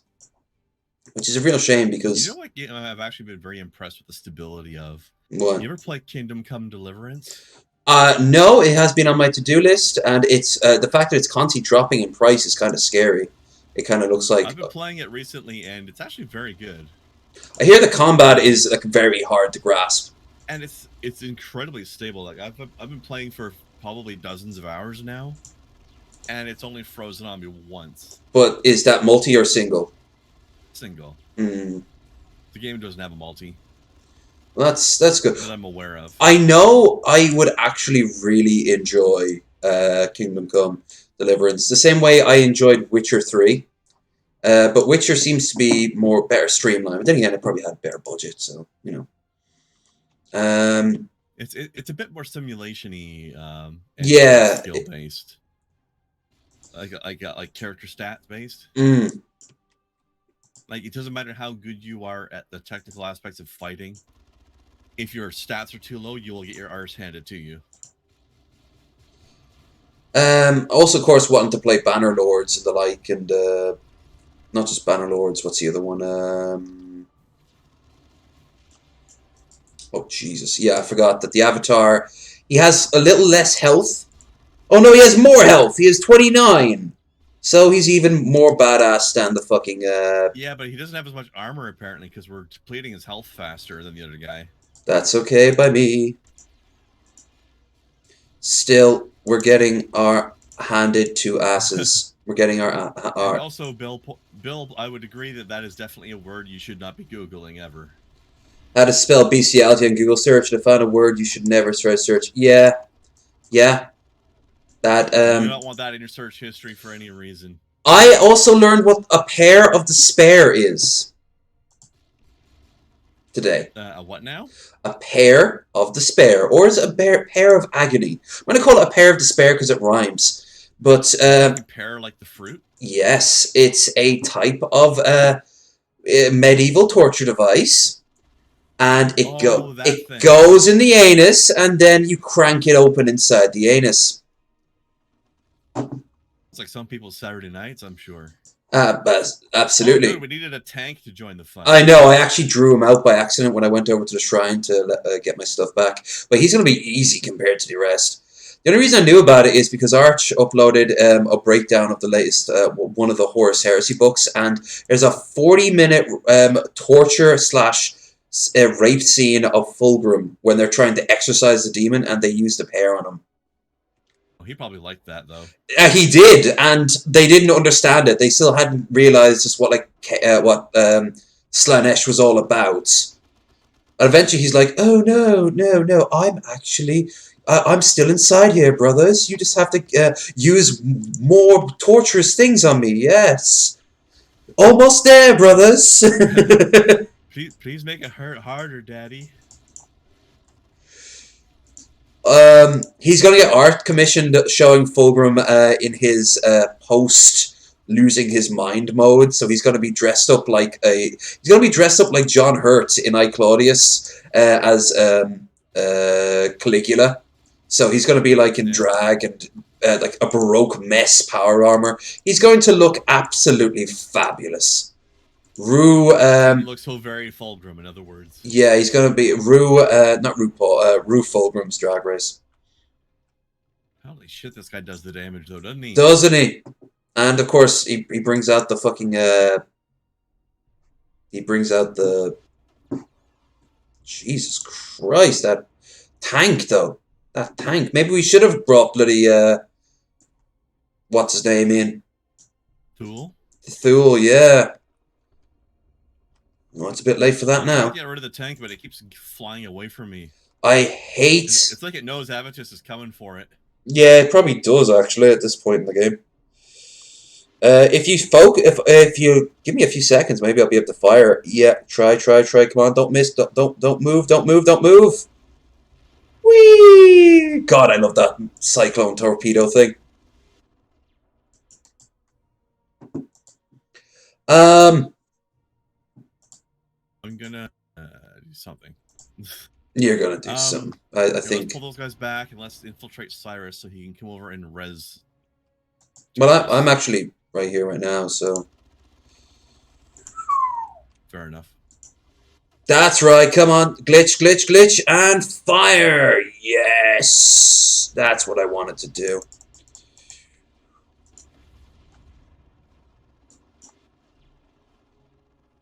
All right, Tarky boy, you go now.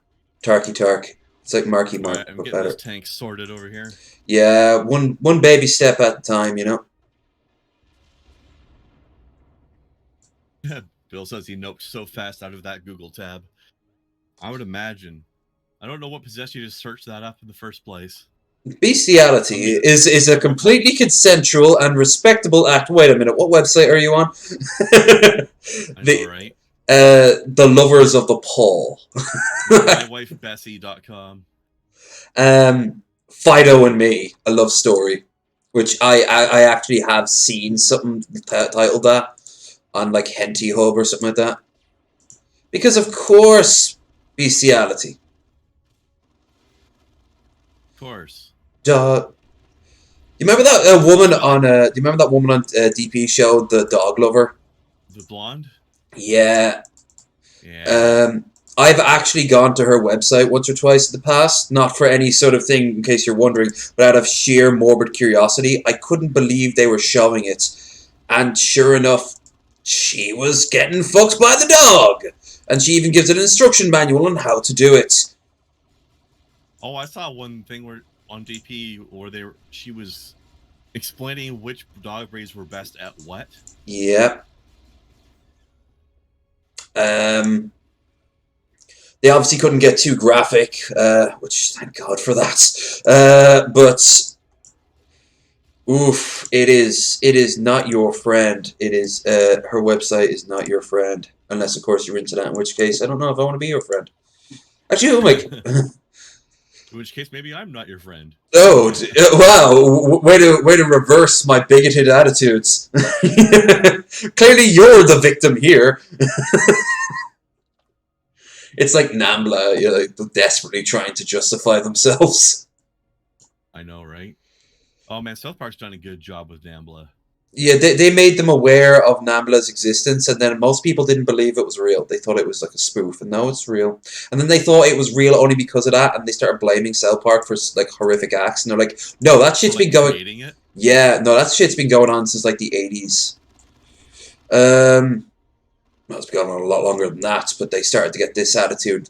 Because, of course, it's what they do. Like, Shoe on Head did a video on it not too long ago, how maps and no maps have infiltrated the gay rights movement. And it's giving them all a bad name, because how many times do Christians say that, like, all gay people are actually, like, pedophiles? You know, shit like, there you go. Shit like that is just going to hurt. like actual, genuine, consenting adults. All kinds of weirdos out there, man. Yeah, like Jared Genesis and his fans. Who apparently Ben and Billy were on Discord with, having massive arguments. They even found an old friend of an old like enemy of DP in one of the Rogues galleries. He's actually a fan of Jared, and he goes in to defend that. Yeah. Who was that? Oh, I don't know. He's one of the more obscure ones, and every time he talks to one of the older guard, like Hitmonk or Jeff, guess who was in the chat? And then they mention his name, and they're like, "No, he's still around." Was it Amos Yee? Yes, that's it. Because I remember him. He's quite the pedo as well. Yeah. Oh, no, it's Map. And of course, then you've got the ones who want to experiment but don't. And then you got the ones that only act out experimenting with consenting adults. And the no maps, yeah. Yeah. It's clutching at straws of the same shit pile. And I know girlies talked about this on our stream sometimes when they're like, "Oh, if it's just cartoons, it's not hurting anyone."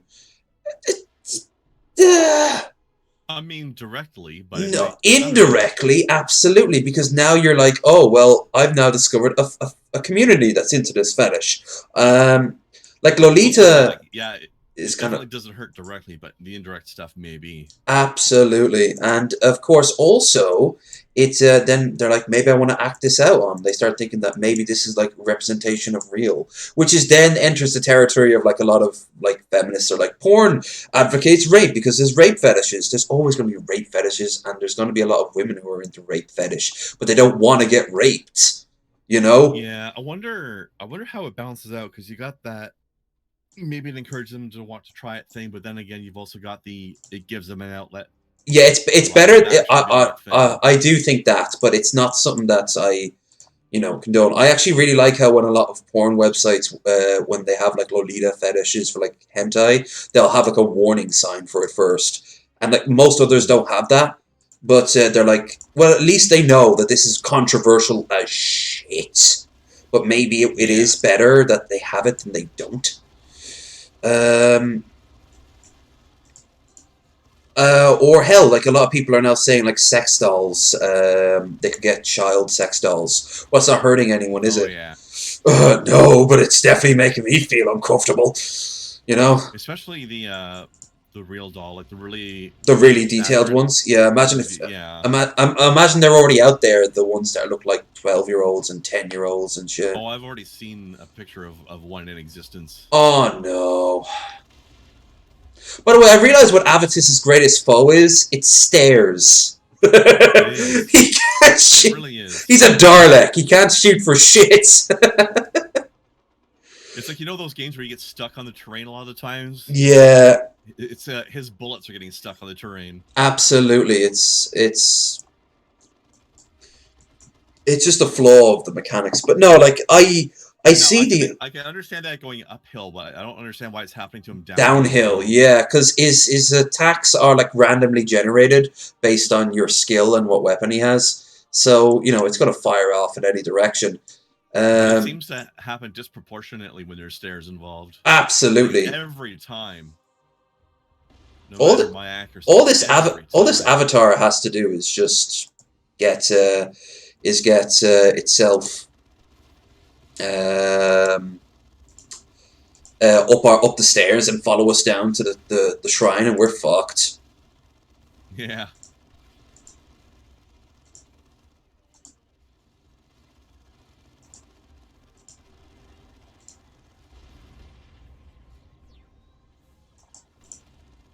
So I can mess up this tank pretty good. Yeah, we're getting into a nice little rhythm. I've always noticed by the end of the game, you always get into like a nice little rhythm of like killing, the more efficient way of killing. Bill says he wants an adult size real doll so you could practice wrestling moves on it. Absolutely. Maybe pretend it's a job application and it's your future boss. You know, like, well, here's my resume, ma'am. Oh, it's that sort of job. Well, I suppose. Wait, no, I'm not going to be sexually objectified to you. The doll says nothing because it's a fucking doll. It just stares at him.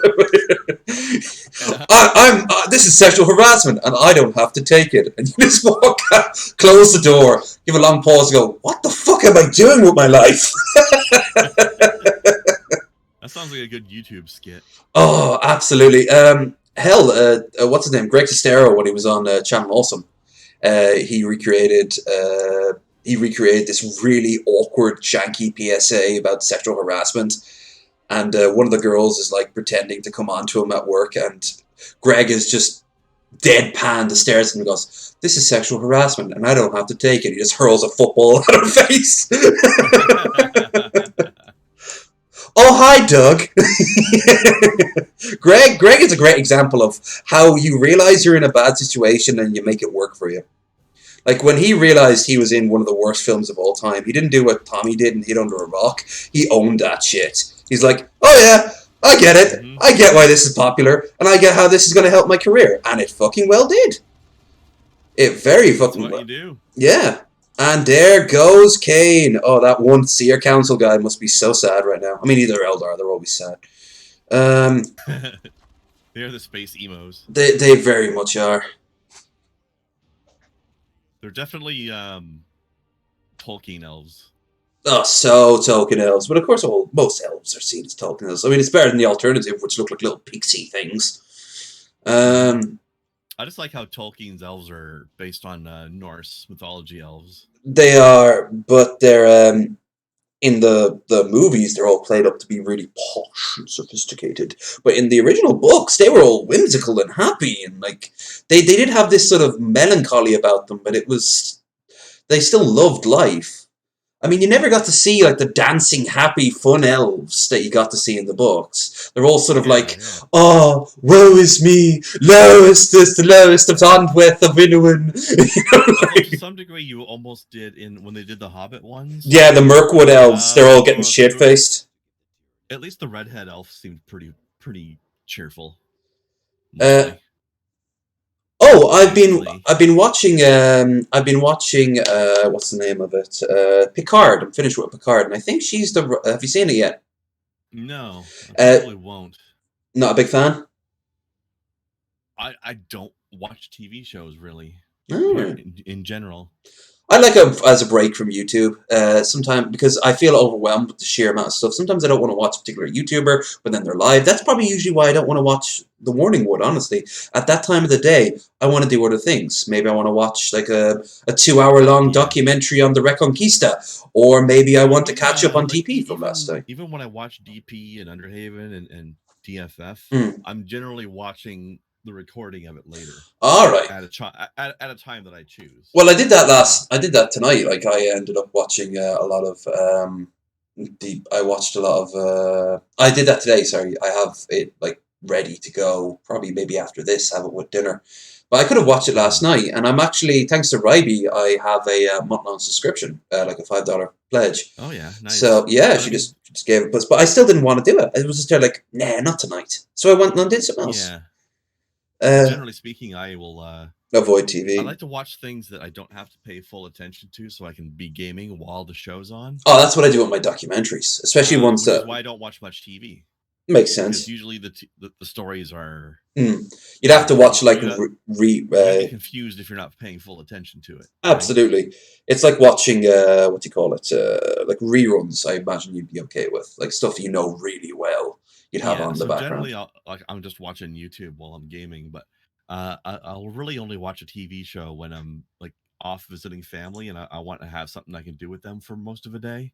Yeah. So we'll sit down and we'll like binge an entire season of something together. Which is how I ended up watching Stranger Things and the TV show version of American Gods. I haven't seen. I was very happy with, actually. All right. I'm only very rarely, like very vaguely aware of American Gods, but I am A big fan of Stranger Things, although I haven't seen the new season yet. I've kept on putting it off.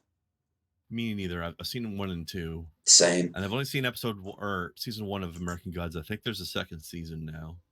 Let's give our sweet boy Thaddeus his Terminator armor, because there you go. Now he feels like he's one of them, one of us, Gooble gobble. Yes. But I would highly recommend American Gods if you like mythology stuff at all. I'm trying to think of a show that kind of like that I watched. I watched the Dresden Files back in the day. And I also, because I read the books, I read the first 2 books. Not the best well-written ones, but also not terrible. They were nice sort of fluff stuff to kind of take your mind off things. One thing that was interesting with American Gods is they introduced a character early on in the... It's originally a book, right? Yeah. So I read the book, and they do a good job of, like, there's this main character who... Well, there's the main protagonist character, right? And then he gets hired by this guy who's also, like, essentially a secondary main character because he's there all the time. And they do a good job of, like, dropping a few subtle hints as to who this character is, but never outright saying it until pretty much the end of the book, or at least 3/4 of it. So if you don't know anything about the characters yourself, I'd be interested in having you watch the first season and try to figure out who this character is without before they tell you. Well, maybe I will. Is it on Netflix? I believe so, yes. Well, if it's on Netflix, I can give it a go. I don't know when I'll get to that, but so there's this main character called Shadow, who's just like this regular guy who ends up being hired by this older white gentleman named Mr. Wednesday. Yeah. And that's the one I'm talking about. Try to figure out who Mr. Wednesday is. Also, when I saw the trailer of it, I don't know why, but it reminded me of... Did you ever see The Umbrella Academy? No. It was on Netflix. It was kind of like a mixture of Watchmen meets the Justice League meets like Teen Titans. So and it was all right, but it was very, very scattershot in how good it was. Some episodes were fantastic. Other ones, they weren't even filler. I don't know what was going on there. But also the plot itself makes very little sense the more you think about it. Just like superheroes and all that stuff. But there's also time travel, and once we bring in time travel stories, then it gets a whole lot harder to make it work. Oh, for sure. Like, speaking of plots, actually, that's one of the things I find really interesting with the American Gods. Do you know what the basic premise of the plot is? They're kind of isn't it that they're like the gods over from like Greece and such, and when people immigrated over to America, they kind of came over, but they're losing their power. Exactly, because people aren't worshiping them anymore. Yeah, I remember. Over Sarcastic Productions talked about it. Day lives as people now because they're so depowered. It's kind of like that one. Was it Happily Ever After or something like that? Or what was the one where all the main characters from like fairy tales are living in like New York? Yeah. Yeah. Yeah. Oh, I forget what that one's called. The name of it. But, yeah. All right. So, how do you want to proceed? Do you want to just wrap this up and go for the last stand, or is there any gear that speaks to you on the map? Let me check. Any of the 3. Last time I checked, probably not, but things may have changed.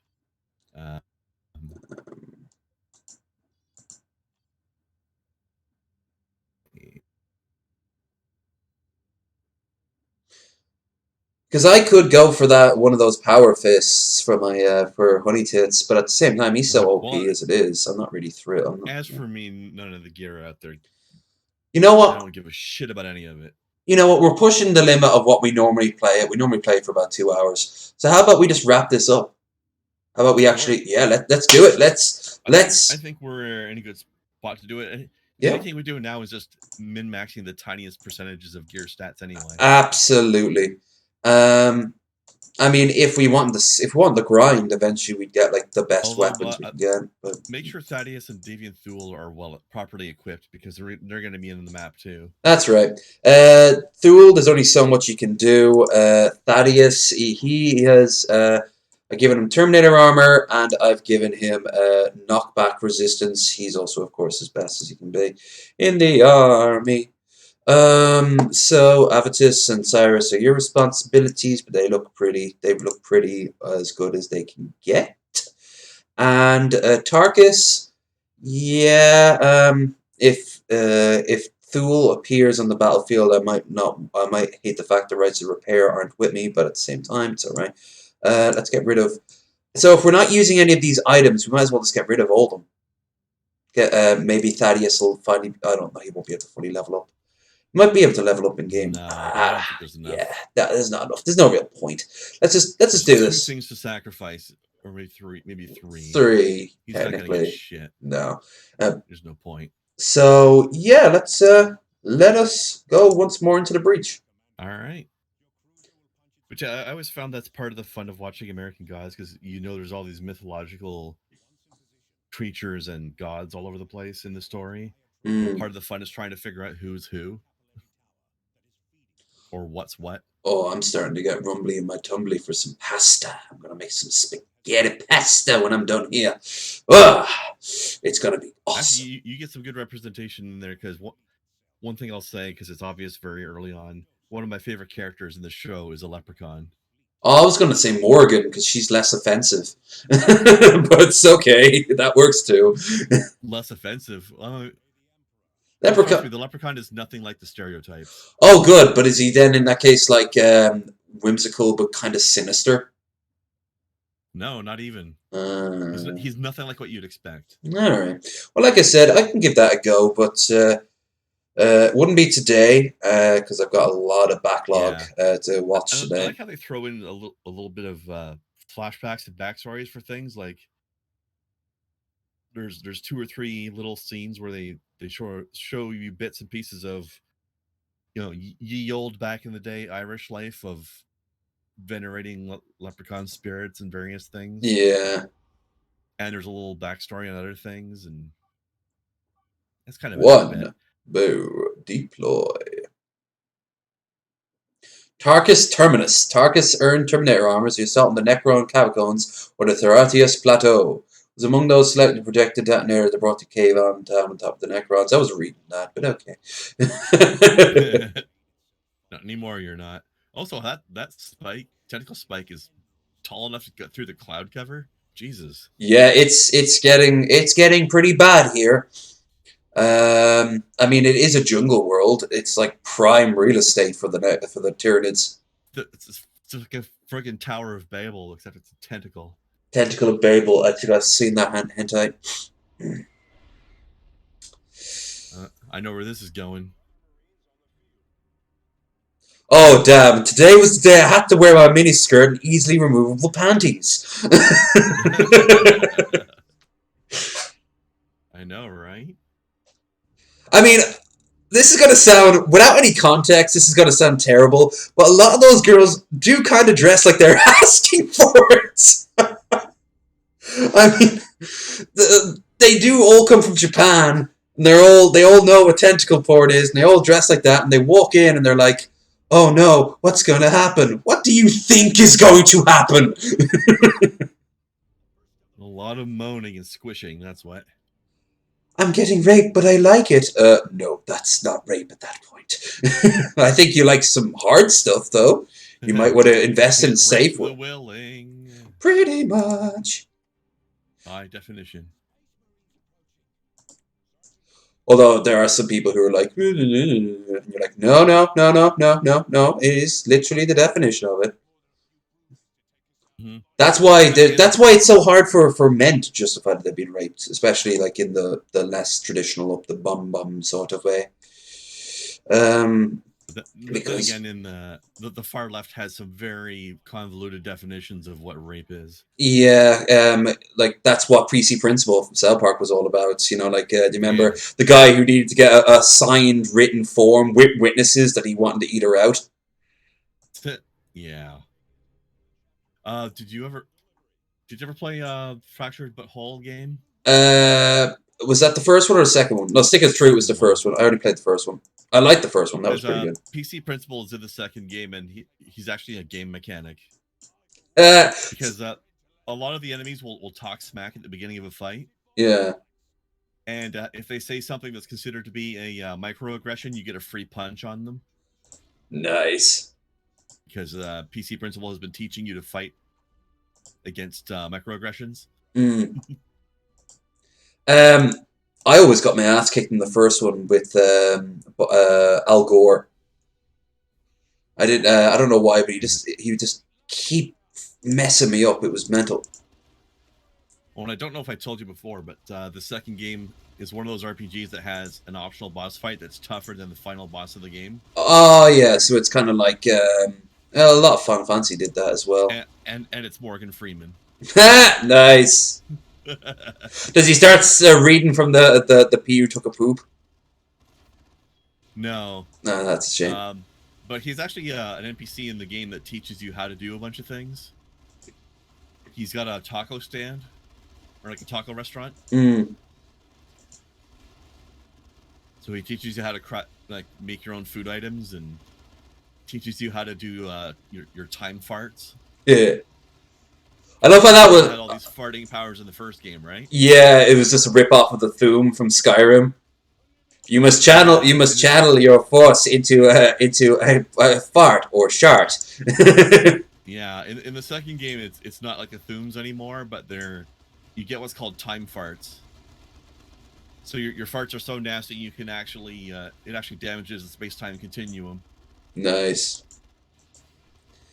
Yeah, I know if I start playing that, I'd love it. Oh, did you get when you played the first one? Did you get that copyright that censored scene? And they or was it allowed to play when they're on board the alien spacecraft and everyone's getting anally probed? I don't remember if that was censored or not. Well, the thing with the parents wasn't. Yeah, you're fighting underneath like the ball sack bang off. There's actually a quick time event to avoid getting hit by the balls. That's right.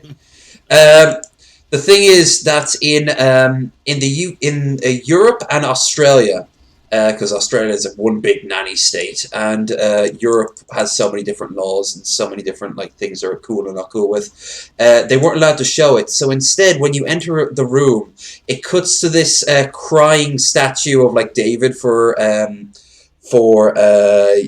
Europe, and I think in Australia it's like a kangaroo that looks, no, koala that looks really sad, and it has the flag next to it, and it says, due to copyright, due to censorship laws in the EU, we are sorry, but you cannot watch this scene. When you're ready, please click next, and again, it's not our idea, it's theirs. Yeah. They actually got yelled at by the censorship board, and they're like, what? You said we couldn't show it. It doesn't mean that we have to be happy about it. You know, doesn't mean we're not going to sass the shit out of you for it. If we want to be snide and snippy in our own game, we can. That's allowed. Yeah. I don't know why they give you It's becoming quite the nanny state these days too. England. Yeah. Yeah, but then again, that's because the Conservatives are in office, and yet it's still run by a lot of people who don't see themselves as outright conservative. They see them more as sort of liberalish. The people in middle management are liberal, but they're in a nanny state sort of liberal that not many people would be cool with. So in the end, no one's happy. Turning into in reverse, only when Trump's getting hurt. You shouldn't talk bad about Trump. Why? He does it so well himself. He calls himself a classical liberal, but he's really going farther and farther to the right. Well, you watch him far more than I do, but I am aware of his.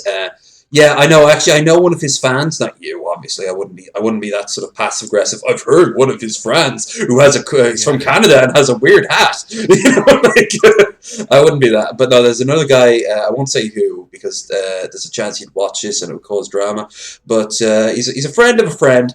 And he is very right wing these days. But of course, he doesn't see him like that. And he says, "I'm like Sargon. I'm a classical liberal."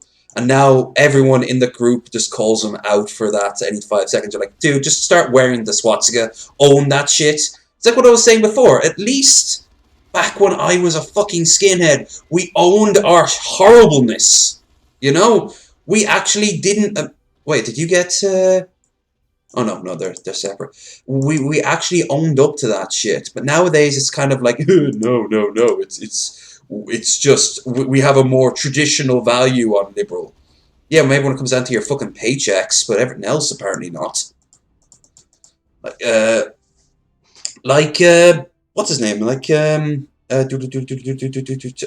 Arch, for example. Arch seems pretty laid back in a lot of ways. In other ways, he used the term degeneracy. In the same way Rolf used the term degeneracy. Who the fuck are you, buddy? You know, some sort of moral policing bullshit.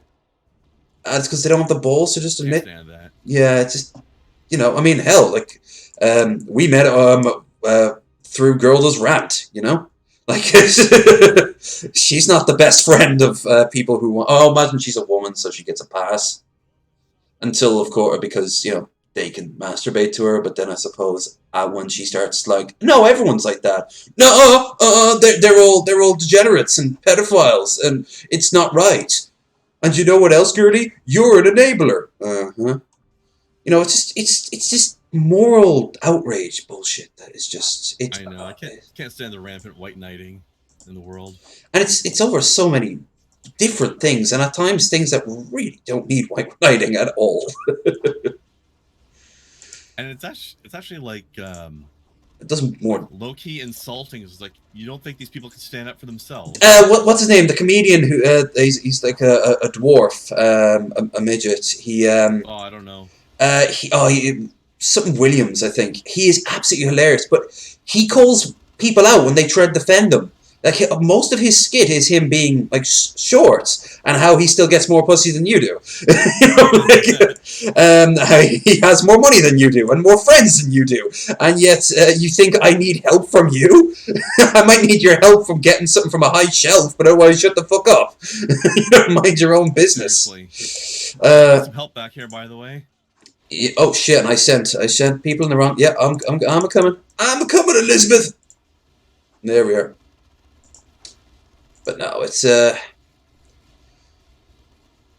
a lot of it is also stuff that is like normies don't give a shit about. Like the burn your bus shit right now is just so destructive, and it's so pointless too. No one cares. No one outside of the internet, beyond our little social group of leftists and slightly more to the leftists give a shit. I don't like being in this world these days. It's not as fun as I ever thought it would be. I know, right? We were promised flying cars and robots, and I mean, we got robots if you count a Roomba, I guess, and those real dolls, which I don't know, might have their appeal. Really? I remember seeing some sort of video about some guy who went on a date with one of those real doll robot AI things. Did he look like a mixture of creepy? Did he look like a mixture of Von Helton and Wild Bill? I don't remember. I just remember the horror of what she was like. I know there's this one guy, and I think he was on like what's it, Vice? They did a documentary on them, and he like brushes her hair and talks to her after a long day of work, and it's a mixture of sad and. Actually, I'll tell you what this reminds me of. There is a alarm clock / personal computer you can get in Japan, designed for like working class business dudes, and it appears as this little Asian like Lolita anime character, and she bids you, like, she welcomes you in the morning. She's like your waifu. Let's head north first and get rid of this spawning nest. All right, but let's go ahead. Yeah. Oh, by the way, you know Davian's back at the drop pod. He's yours. It's not mine. I can't move him. And it says Krendar right down at the bottom. Okay. Yeah, we could. Yeah, we could use him. But yeah, so it's and the ad shows like this man. He wakes up and he's got this sparse, empty apartment, and she starts bidding him welcome, and it's cool looking tech. I mean, like, she's a little 3D person. It's kind of cool, but it's such a sad idea when you think about it. He has no one else in his life, nothing else in his life but this cartoon thing. Incredibly sad. Oh my god! Like, you know, this is the sort of thing that, like, I hate to say it, well, I don't hate to say it, but it kind of makes sense. It's kind of like what a prostitute's meant to do. At least she's real. Or him, depending on his mood. And so are his or her diseases. True, but then if you're not, that's something you don't cheap out on. You don't cheap out on a prostitute. For sure. You know, that is something. Maybe if you don't make a lot of money, that's a rare treat. But you still make sure you're getting the best quality. At best, at least above average. Yeah. And try and get her at the start of her workday as well. Yeah. Yeah, I mean, she's still fresh. Yeah, she's just out of the oven.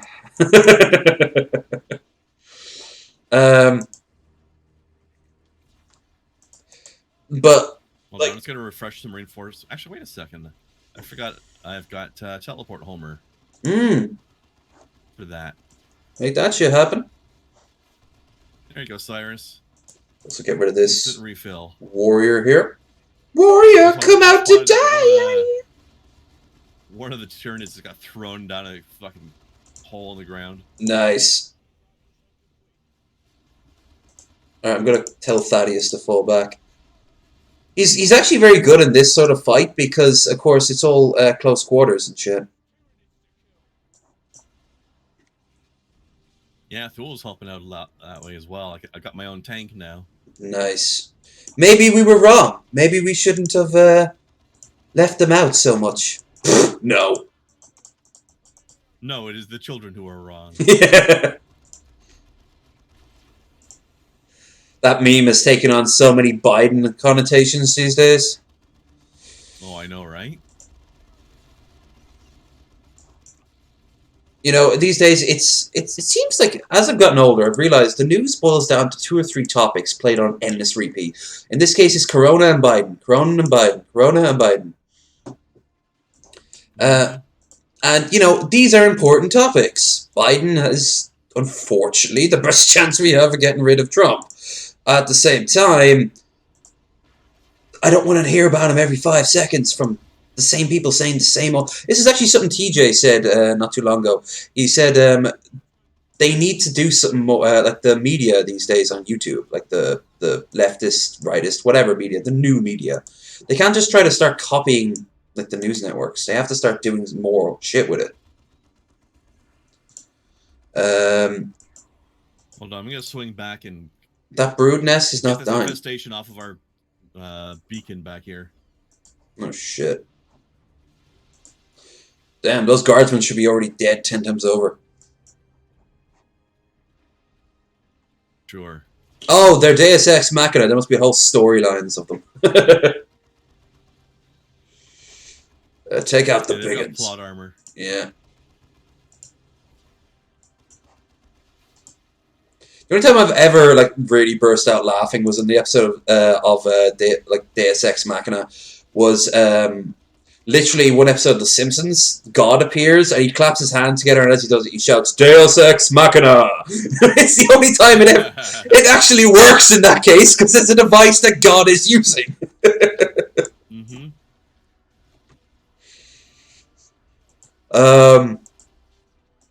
It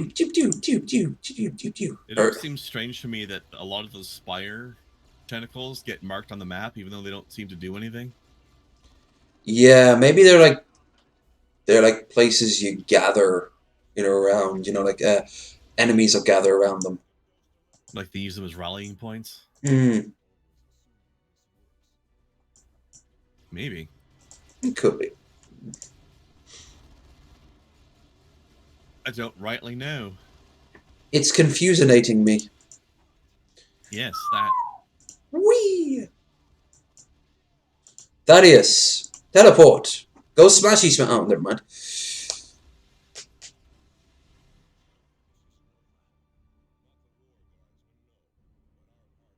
It's our buddy the Sarge.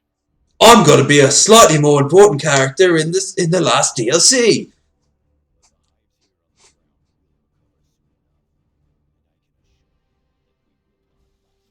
Alright, this is our last stand.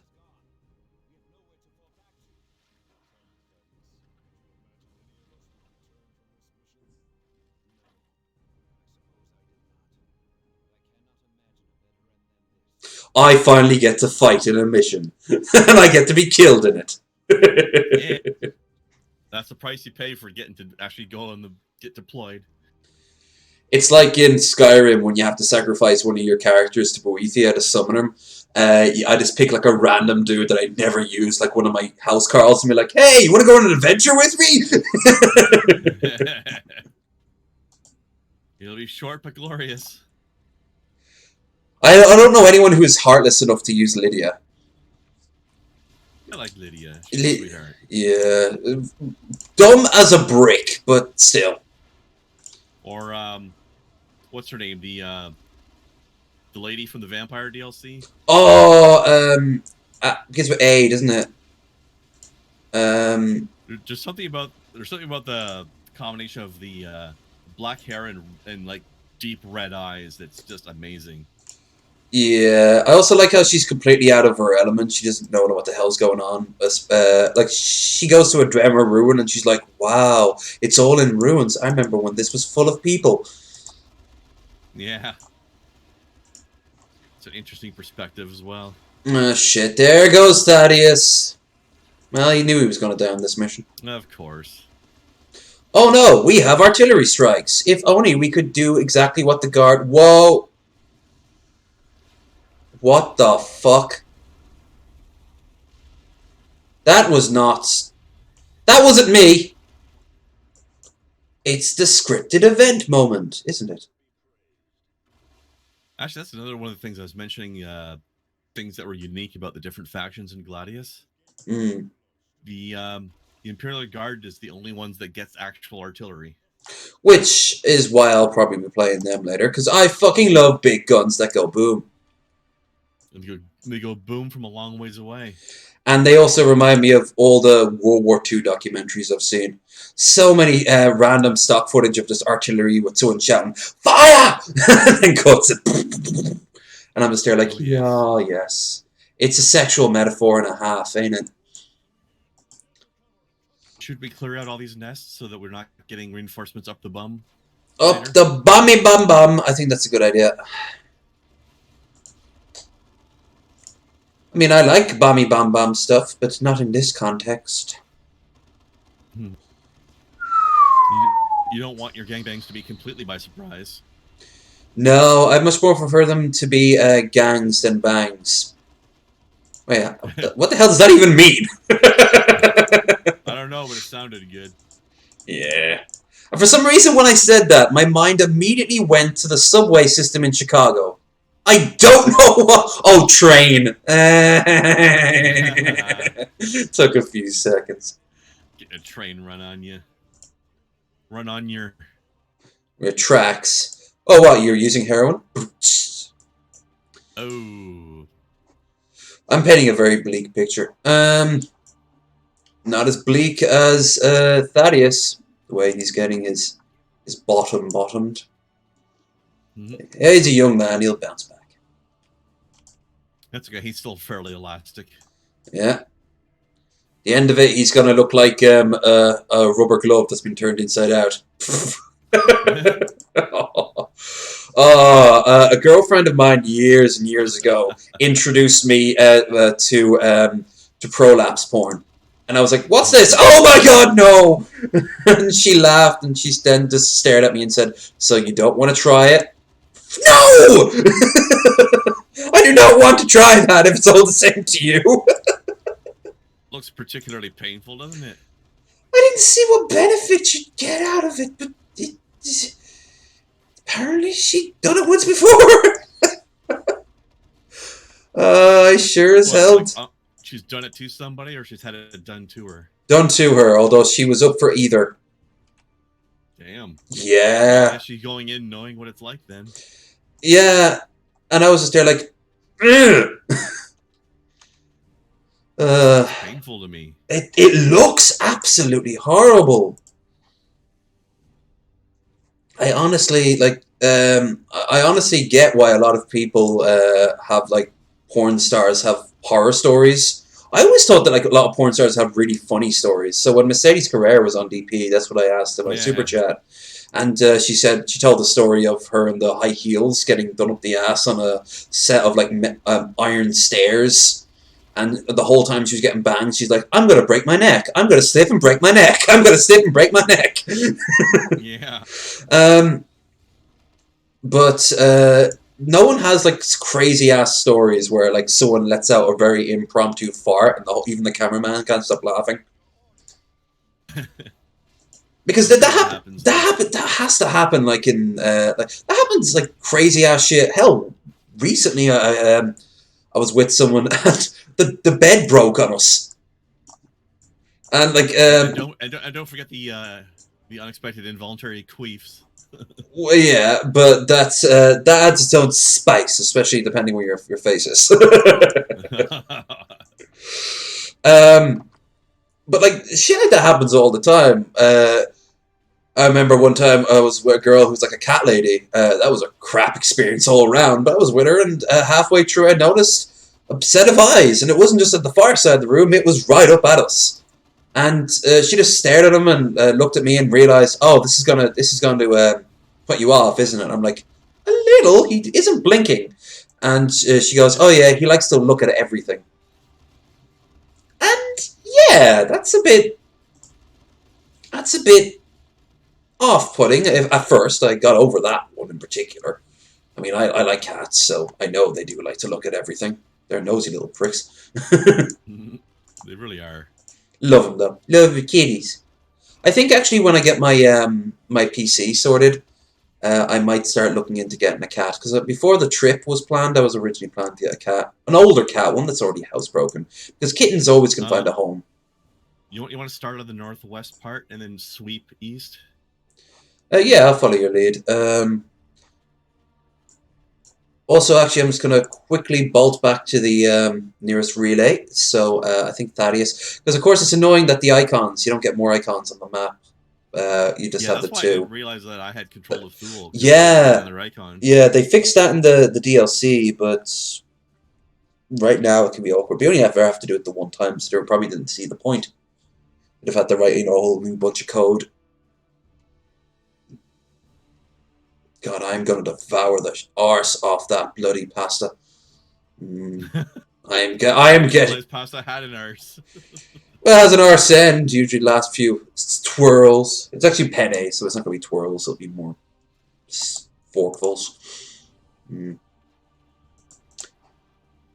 Yeah, I'll watch the new DP while doing that. Speaking of porn. Shoot. And my initials. Oh, there you go. Yeah, sure. Considering I've noticed a lot of people on my Discord who use my names end up getting blocked, and I'm wondering, like, did they think I blocked them for that? Like, my name's Dylan Payne, so no, they're not getting doxxed for that. They're not getting blocked for that. They're getting blocked for other things, like being creepily close and borderline stalkish. Seriously, I have no problem being friends with people like Bill. I like Bill, and I like Short Bus. I like you. I wouldn't call us friends, but we're definitely in the acquaintance section. We're definitely in the acquaintance section. So sweet. I'm totally not friends with you too. Yeah, we're mildly aware of each other. Aww. But yeah, as I say, recently I had to put up with someone who just would not take that sort of distancing and wanted to be my friend straight away, and I was like, you're coming off as a fucking stalker. Back off. Like, it's creepy, man. It's really creepy. And he just didn't understand it, and eventually he was like, well, alright, I guess if you're creeped out, but I just don't get it. And I'm like, well, that's fine. You're more than welcome to chat in the chat. You're more than welcome to be watch any of my channels or leave my channel. Any of my channels. But, like, we're not friends, and stop being pushy about that fact. It's... Have you actually come across with that? Have you actually had to deal with, like, someone you started getting freaked out by, in terms of, like, since you started streaming? I to that level, there's this one girl who's a friend of mine who's gets a little overeager sometimes, but I think it's just because she's a little on the autistic side, and Mm. they don't know the social Yeah. niceties. Now, here's the thing. I have Asperger's, so I'm the same. So but that also means I don't give them a pass for that. That you can learn. Even if you don't Yeah. understand it, you can I mean, still learn.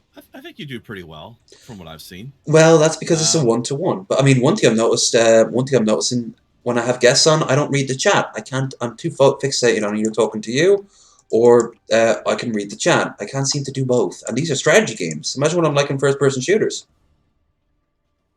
See, I used to work in a call center for quite a long time, so I've had to learn the skill of talking to somebody while also trying to keep tabs on reading something else as well. Yeah, you're. I've actually noticed a lot of streamers worked in call centers. Ben worked in a call center for a while, didn't he? Ben Pye. I don't remember. I think so. I did it for quite a long time, actually. I don't remember if I mentioned it previously, but I've actually got some throat damage from it all. Is that why you've got that sort of slight hiss to your voice that at the end of it? A little bit, yeah. All Also, right. that's why I only stream for 3 hours at a time. Like, even though I'm trying to, like, you don't always stream super long either, but I know you're not necessarily trying to do more than just have a little fun with it, right? Yeah. Then again, like I can't. Like, I've done 24-hour streams and I've done other things, Like, and those I are could during not do stream. that. Mm. Like, So it's right actually now I'm kind of pushing my limits to some degree. Like, I do 3-hour shows 5 times a week myself. Mm. Plus, I come on this. Plus, I've got a role-playing show on Saturday and sometimes Thursday.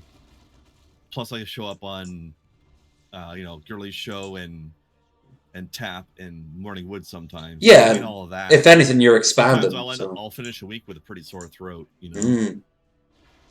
But Although I don't have it's that. isn't it also good?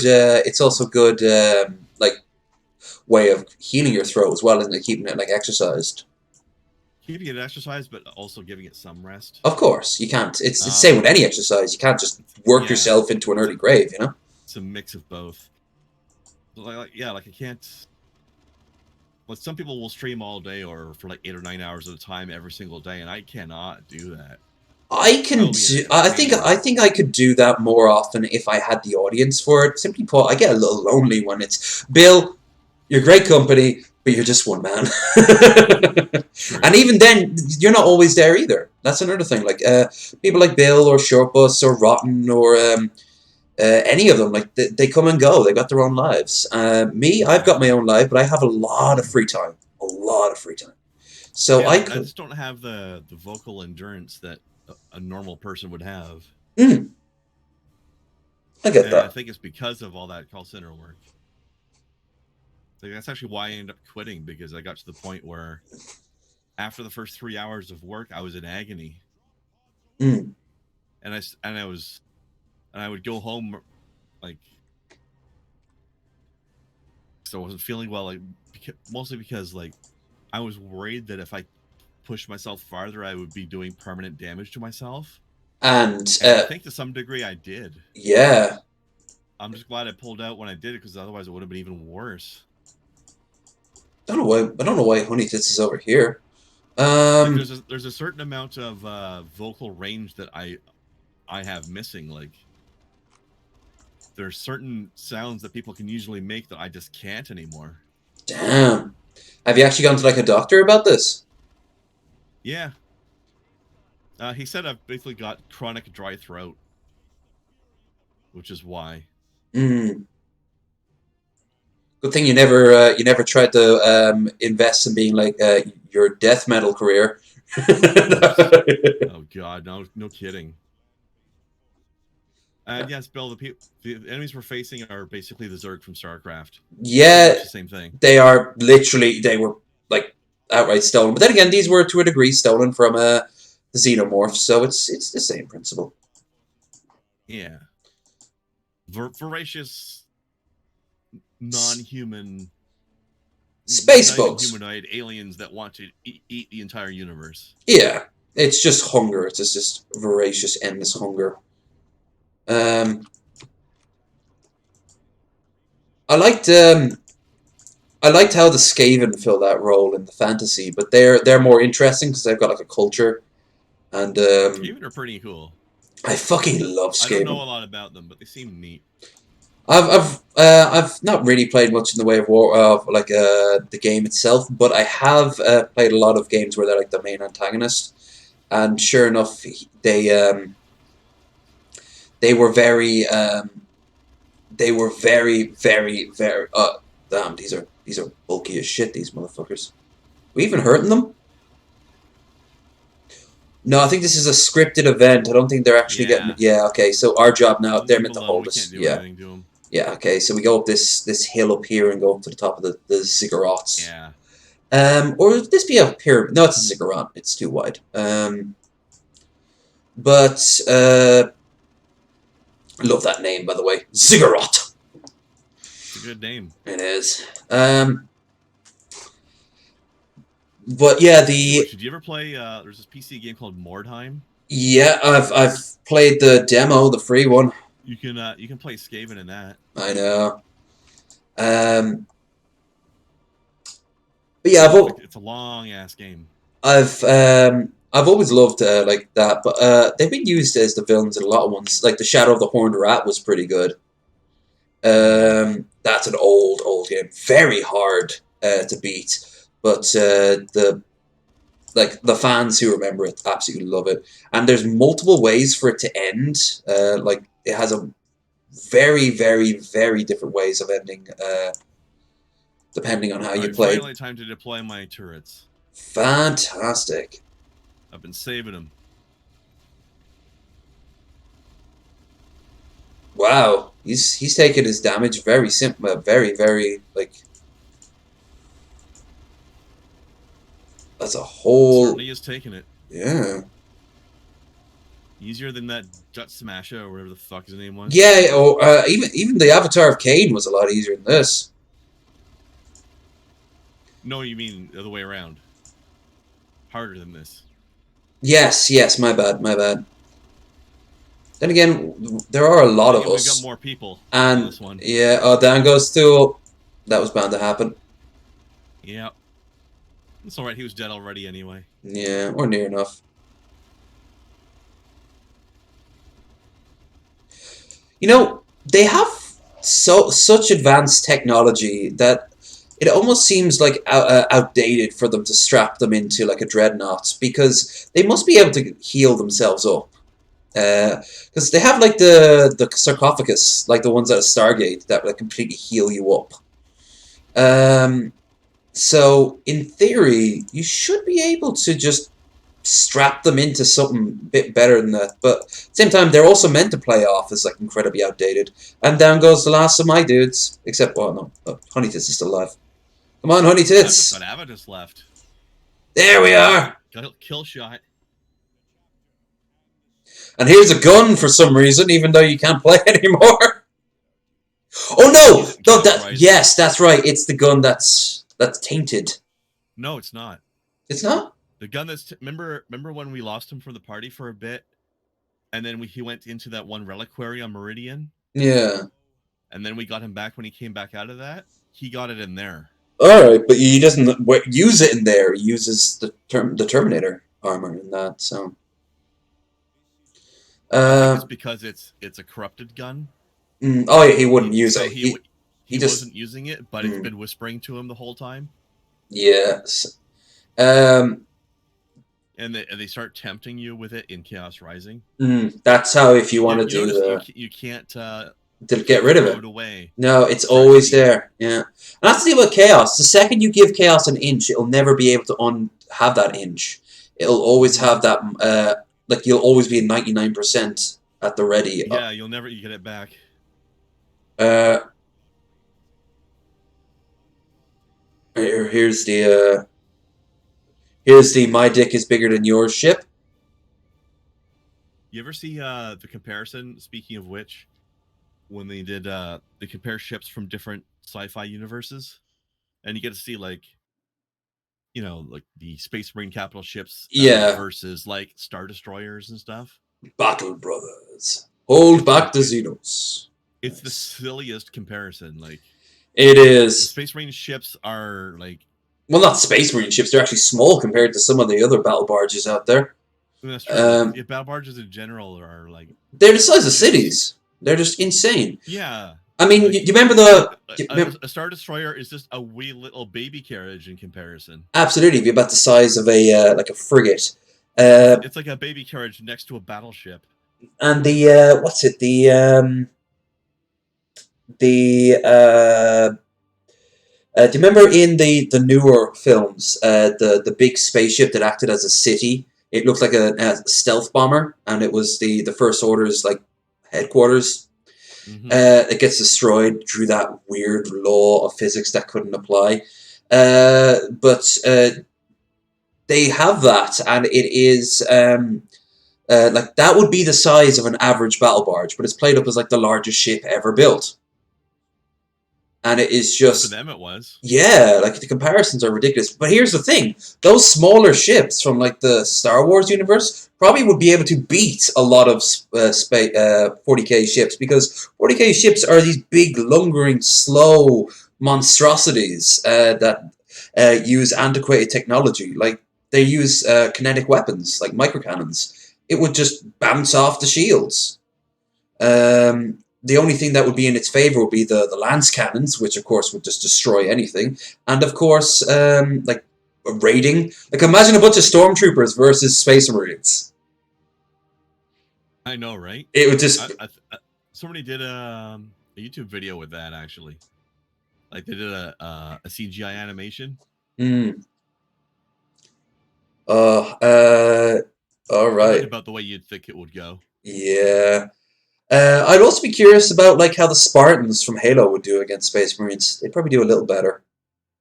Oh, they definitely do better. They'd still lose. Absolutely. But they would do a lot better than a Stormtrooper would. Let's see. Let's think of another one. Then Star Trek. The Federation is out of it. Klingon boarding party, maybe up in close combat, would probably do a decent job against Space Marines. But they'd all get... But it'd be kind of like a kamikaze run. They might kill one or two, but they'd all get themselves killed. Yeah. But you know, Klingons don't give a shit about that. They'd be more than happy. But their power armor would be useless against things like disruptors and shit like that. It would just... They'd just be melted away. Oh, man.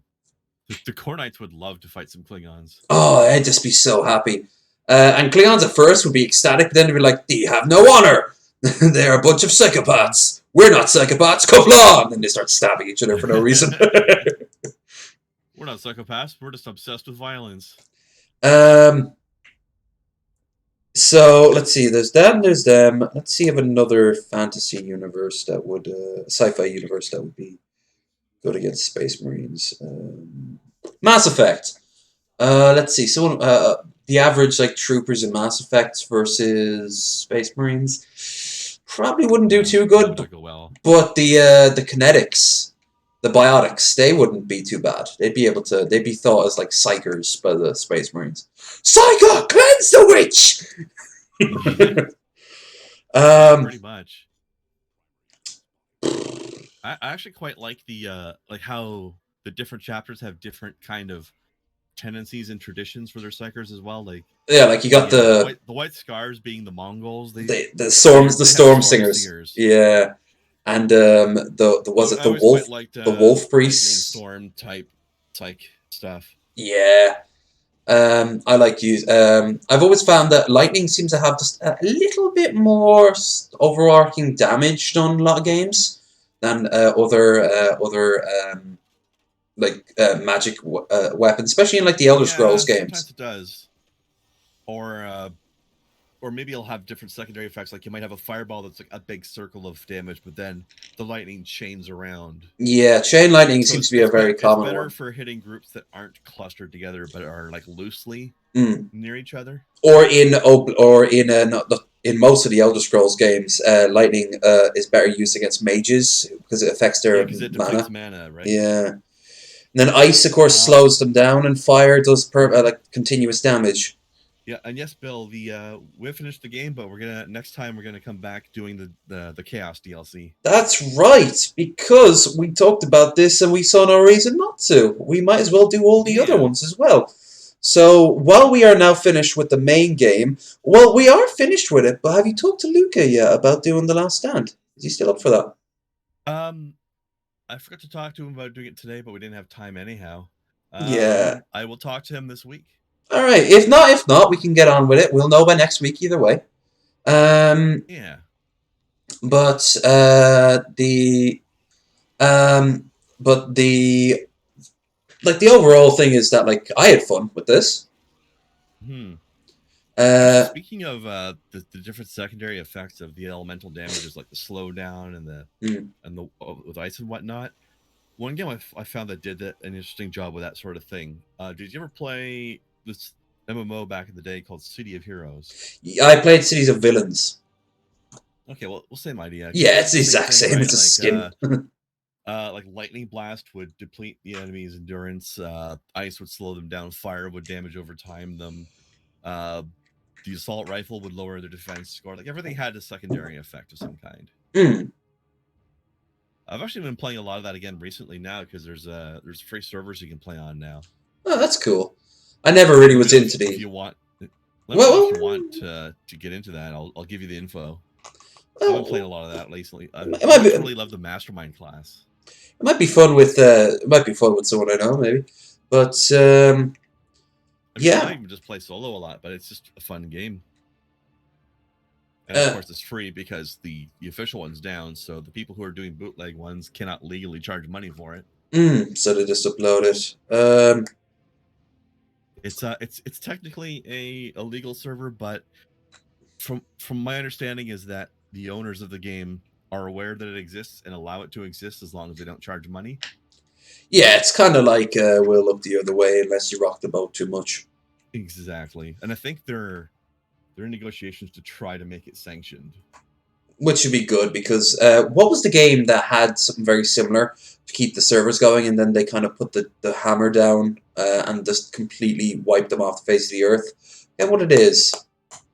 And it was just over some legal rights. Like we have the it was like a Nintendo game, wasn't it? And Nintendo, of course, are so defensive of their IPs. No, they really are. I mean, they have still no idea how to work with YouTube, even though every other company seems to be okay to some degree or another with people like even showing a clip from them. But in reality, no. All right, let's get out of this.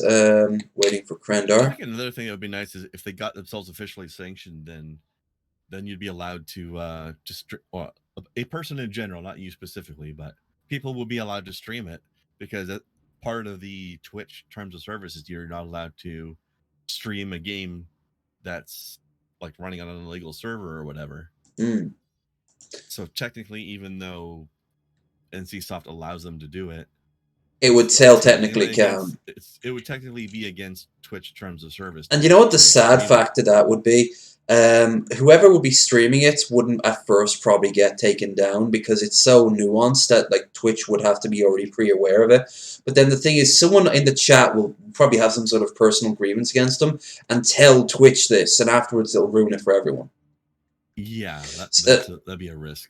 So like you're having some drama with this loser who is in the chat spamming, trying to get blocked, and suddenly like, well, I'm going to tell Twitch, and they tell Twitch, and not only do they get taken down, now a precedent is set, so everyone else who wants to play it, they get taken down too. Yeah.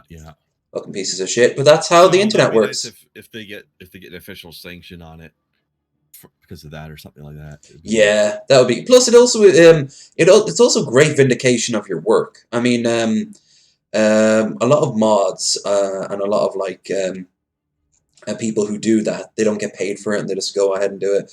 They do it out of a sense of like genuine love for the thing in question. You can see that a lot in Elder Scroll mods and Fallout mods. Like the effort that goes into things like New California or Beyond Skyrim is insane. But then out of it comes Bethesda, and this is where Bethesda is actually still kind of cool because we talked. I think I talked with this with Chaos Gamer yesterday. They use mods to fix their mistakes, so they give them passive like, hey, this is cool. We're gonna spotlight you on our Steam page for a little bit because you're putting so much effort into it. Now you see these problems that we didn't get around fixing. Could you maybe pitch them up in a patch that then we can let go? You know, and you know the modders will be like, sure, okay. but we're fine. Oh, we're cool for now. Tomorrow they might change it. I mean, that's what the Creation Club was all about. Oh, that's it. That's what it was. That's totally not paid mods though. No, yeah, even though a lot of the mods are just carbon copies, like the Wilderness mod is the Survivalist mod in that. But there's a mod you can get in Fallout 4 for the PS4, and it actually turns off the checking, the sum check that allows the mods to check to see if you're basically just downloading the exact same mods that you should be paying for. Should be, quotation. You shouldn't be paying for any mods at all. So you get a mod to basically defeat their ability to see if you're using mods. It's great. And that came out within 48 hours of them putting out the Creation Club. So someone worked overtime as a big fuck you to Bethesda. I'm surprised it wasn't 48 minutes. They probably needed to. Probably the alpha was out within 48 minutes. Yeah. And the difference is they don't mind. Like no one minds when the players become the testers for your product if it's a mod. And the fixers. Yeah, because it's a fucking mod. Who else is going to do it? But not Bethesda. No, even though they should be doing it from the beginning. But hey, after 76 came out, we were all like, guess what? That free bus you've been riding on, you're going to have to start paying us now. Because we've got some grievances with your engines. And they'll be coming back a couple of decades now, But anyway, it has been very fun doing this, so I'm looking forward to it to go on even further.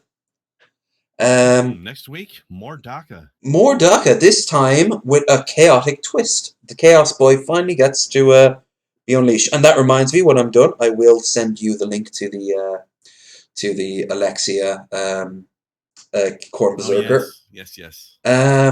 Actually, I'll find that now and send it to you. But yeah, while I'm doing that, Krendar, would you like to shill for yourself before I start shilling for myself? Absolutely. Time for more Final Fantasy VII Remake tonight. We finally caught back up with Eris last night. Actually, it was a big tease. The last 2 streams, I've been hoping to get back to the bits where Cloud meets up with Eris and she finally joins the party. Mm-hmm. And it just was not happening because they added all this extra stuff, which is good. But, left me jonesing to get back to my favorite healer. Yeah. And then last night, we finally got back to her right when I had like 2 minutes worth of stream left at the end. So we're going to be starting back off tonight at the exact point that left off, like right in the church when you get back to her. So that should be fun tonight. Oh, Bill, why, why Fallout 4 doesn't have modders? It does have modders, but because it's an online game, they can only mod so much without it being outright considered cheating, but that doesn't stop some people from doing it. There are mods for 76, but it's not like sanctioned at all. It's which is a shame because a lot of them try to fix 76 using mods, but it just doesn't work. But sorry about that. Unfixable. It is the jank of all janks and possibly the death knell for our chapter for Bethesda. Have you heard the latest jank? The Wastelanders mod that came out, the DLC that came out. Yeah, the NPCs will steal your stuff. They will steal your stuff. Their arms won't pop in. They will get clipped in the ground. They will often fail to load in at all, and they even might duplicate. And the worst part about them stealing your stuff is that they are invincible. And you can't get them back, yeah. So you can never get it back. They do what they do in like a lot of Bethesda look games. All this amazing legendary gear that's on your corpse that when you died near me. I'll just have that. Yep, at least they don't do it when you're still alive. Like, I don't know why they can't just program the NPCs to just not pick up items ever, period. Yeah, it was... I think it's for like the downtime they see an item, because you saw that in Fallout 4, like in Diamond City, they see like a Nuka-Cola bottle. They'll grab the Nuka-Cola bottle and go through the animation. Or the enemies, like the raiders, when you whack a weapon out of their hands, they'll actually run around, look for the weapon or a better weapon to pick up. So, but that's the logic behind it. But in reality, it doesn't work out because at random times they'll just start stealing stuff off you. Yeah, actually, it reminds me of something ridiculous that happened to me in Far Cry 5. I was I'd gotten a helicopter out of my base, and I was using it to go fly around the map and go and do objectives, right? Mm-hmm. So I come across this one like outpost that needed to be liberated. You know, there was an active battle going on there already between my guys and their guys. So I land the helicopter, get out and help in the fight. And then the instant the fight's over, one of my allies just immediately beelines over and takes off in my helicopter. I remember. I'm like, son of a bitch, I was about to get back in there and fly off somewhere else, and you fucking jacked my ride. I remember games doing that a lot, where like characters get inside vehicles. And I'm Um, like, where are you even going in that thing? I remember that happened in GTA 3. Do you remember like the original GTA 3? Do you remember the tank that you had to find? And like it was like I just never this played. box. It happened there. I was just at a. It wasn't even it wasn't even combat. I didn't have cheats on or anything. I was just there at stoplights. I don't know why I was Yeah, it's bothered like, to stop. what is this NPC gonna do with this tank anyway? He knocked over a street lamp and rode into a wall and eventually flipped over and turned upside down. Good job, pal. Well done. But the thing is, he dragged me out of it. I was so stunned. I was like, "What? No!" And it went through the animation of grabbing the person and pulling. That game was Well, clunky as fuck. I loved it. that's hilarious. Actually, I had a pretty another funny helicopter moment with Far Cry 5 where I was fighting another enemy outpost and they brought in a helicopter against me as Mm. reinforcements. So I got out my sniper rifle and I just sniped the pilot in the face, and then the now pilotless helicopter almost like actually no, I think it literally fell right on my head out of the sky. I was like, um, well, that didn't go as planned. I love games like Just Cause where like there's so much chaos going on and suddenly your character dies because like a plane just crashed into you and shit. Oh, and that Rico guy can survive a ridiculous amount of things. He can. There's this thing I've been doing in like during the brief periods of time where Just Cause 4 was actually playable before it crashed. One of the sub objectives they have is to like the enemy has surveillance blimps. So one of your objectives is to destroy their surveillance blimps, and of course, I found a way to do it without expending any ammunition at all. You just get yourself up there, you hijack the blimp like you would hijack any vehicle, Yeah. and then you just fly the blimp into a mountainside. Or hell, just make sure it's nice and high and hop out. You don't even need to push it in any direction. But no, you can't do that. It's a blimp. It'll stay hovering there. Really? Because the only time I ever took out one of the blimps, I actually shot the pilot, and it just slowly started to descend. Oh no! In when I was playing Just Cause 4, they would just stay there in place. That's weird. Like I would do that to helicopters and stuff, but the blimp Yeah, it would stay in place. Like why would it sink? it's It a blimp. hovers. It's its thing. I actually didn't think of that. Yeah, why did it sink? But sure So enough, I what I shot would it. do is I would pilot it myself and just fly it into the side of a mountain, and those things explode slowly enough that you've got time to bail out after you've done that. Oh well, You I don't even have to bail out ahead of time. You stay in it until right up until you've hit the mountain, and then you bail out. I still can't play it. I uninstalled it because it was just too I glitchy. I haven't tried. I've left it installed just so that when they patch it, the patch can run. Well, maybe if the patch But runs, I'll give it a go. But until then, I've I don't got. know when it'll be. Actually, that's one of my beefs with the Epic Store is I hate the way they handle game patches Mhm. because it'll patch automatically like Steam. But the thing is, once Steam does it, there's a list of patches that have been installed that you can look at. Like, okay, these 4 games did a download today. I can take a look and see if there's any news articles telling me what they did. That's But true. with Epic, once the download is finished, it vanishes from the download queue, and you can't see. you don't know what happened. In Um, fact, if you didn't see the download bar while it was running, you won't even know that it happened. yeah, I actually, now I'm thinking of it, I don't think I've ever seen a single Epic game go through a patch, which is Like I've seen it, but only because I was looking for it. Like mm, I'll open the Epic Game Store and then I will see a download notification the instant it loads up. But by the time I clicked on the download thing on the side, it was already done and gone. Steam and So I GOG are don't even much know better what at game was that. updating. Yeah. Anyway, That's a big so problem. At least they put in a favorites feature on the store now. mm, Like you can actually wish list things now. So I think I'm going to be wrapping myself up now. Because, like I said, I'm starving. I'm very starving. So I should head to the store myself and get some me food for me dar. Me dar is you dar. Alrighty. I've got ended 4 hours. It will be Final Fantasy time. If yourself or Bill or anybody else would like to drop by. Or anyone who watches in the future. Speaking of, tomorrow I will be getting back to Red Dead, which I've noticed a lot of you are very happy to watch. So you've been enjoying that, have you? I have indeed. In fact, before the end of the night, I might play a bit just on my own. Not playing any missions, just getting some like pelts and things like that, running around the map. Yeah, I'm going to sign off here. If you enjoyed the stream, you know what to do. Like, share, and subscribe. And please check out our links down below. You'll find Krendar down there. But you will also find our Insta. You'll find our email. You will find our Discord. And you will find our Streamlabs. Speaking of, that will be updated sometime next week for our first bit of money. I should actually have a fair chunk of cash to be throwing in next week, which is nice. But any help will get us there faster.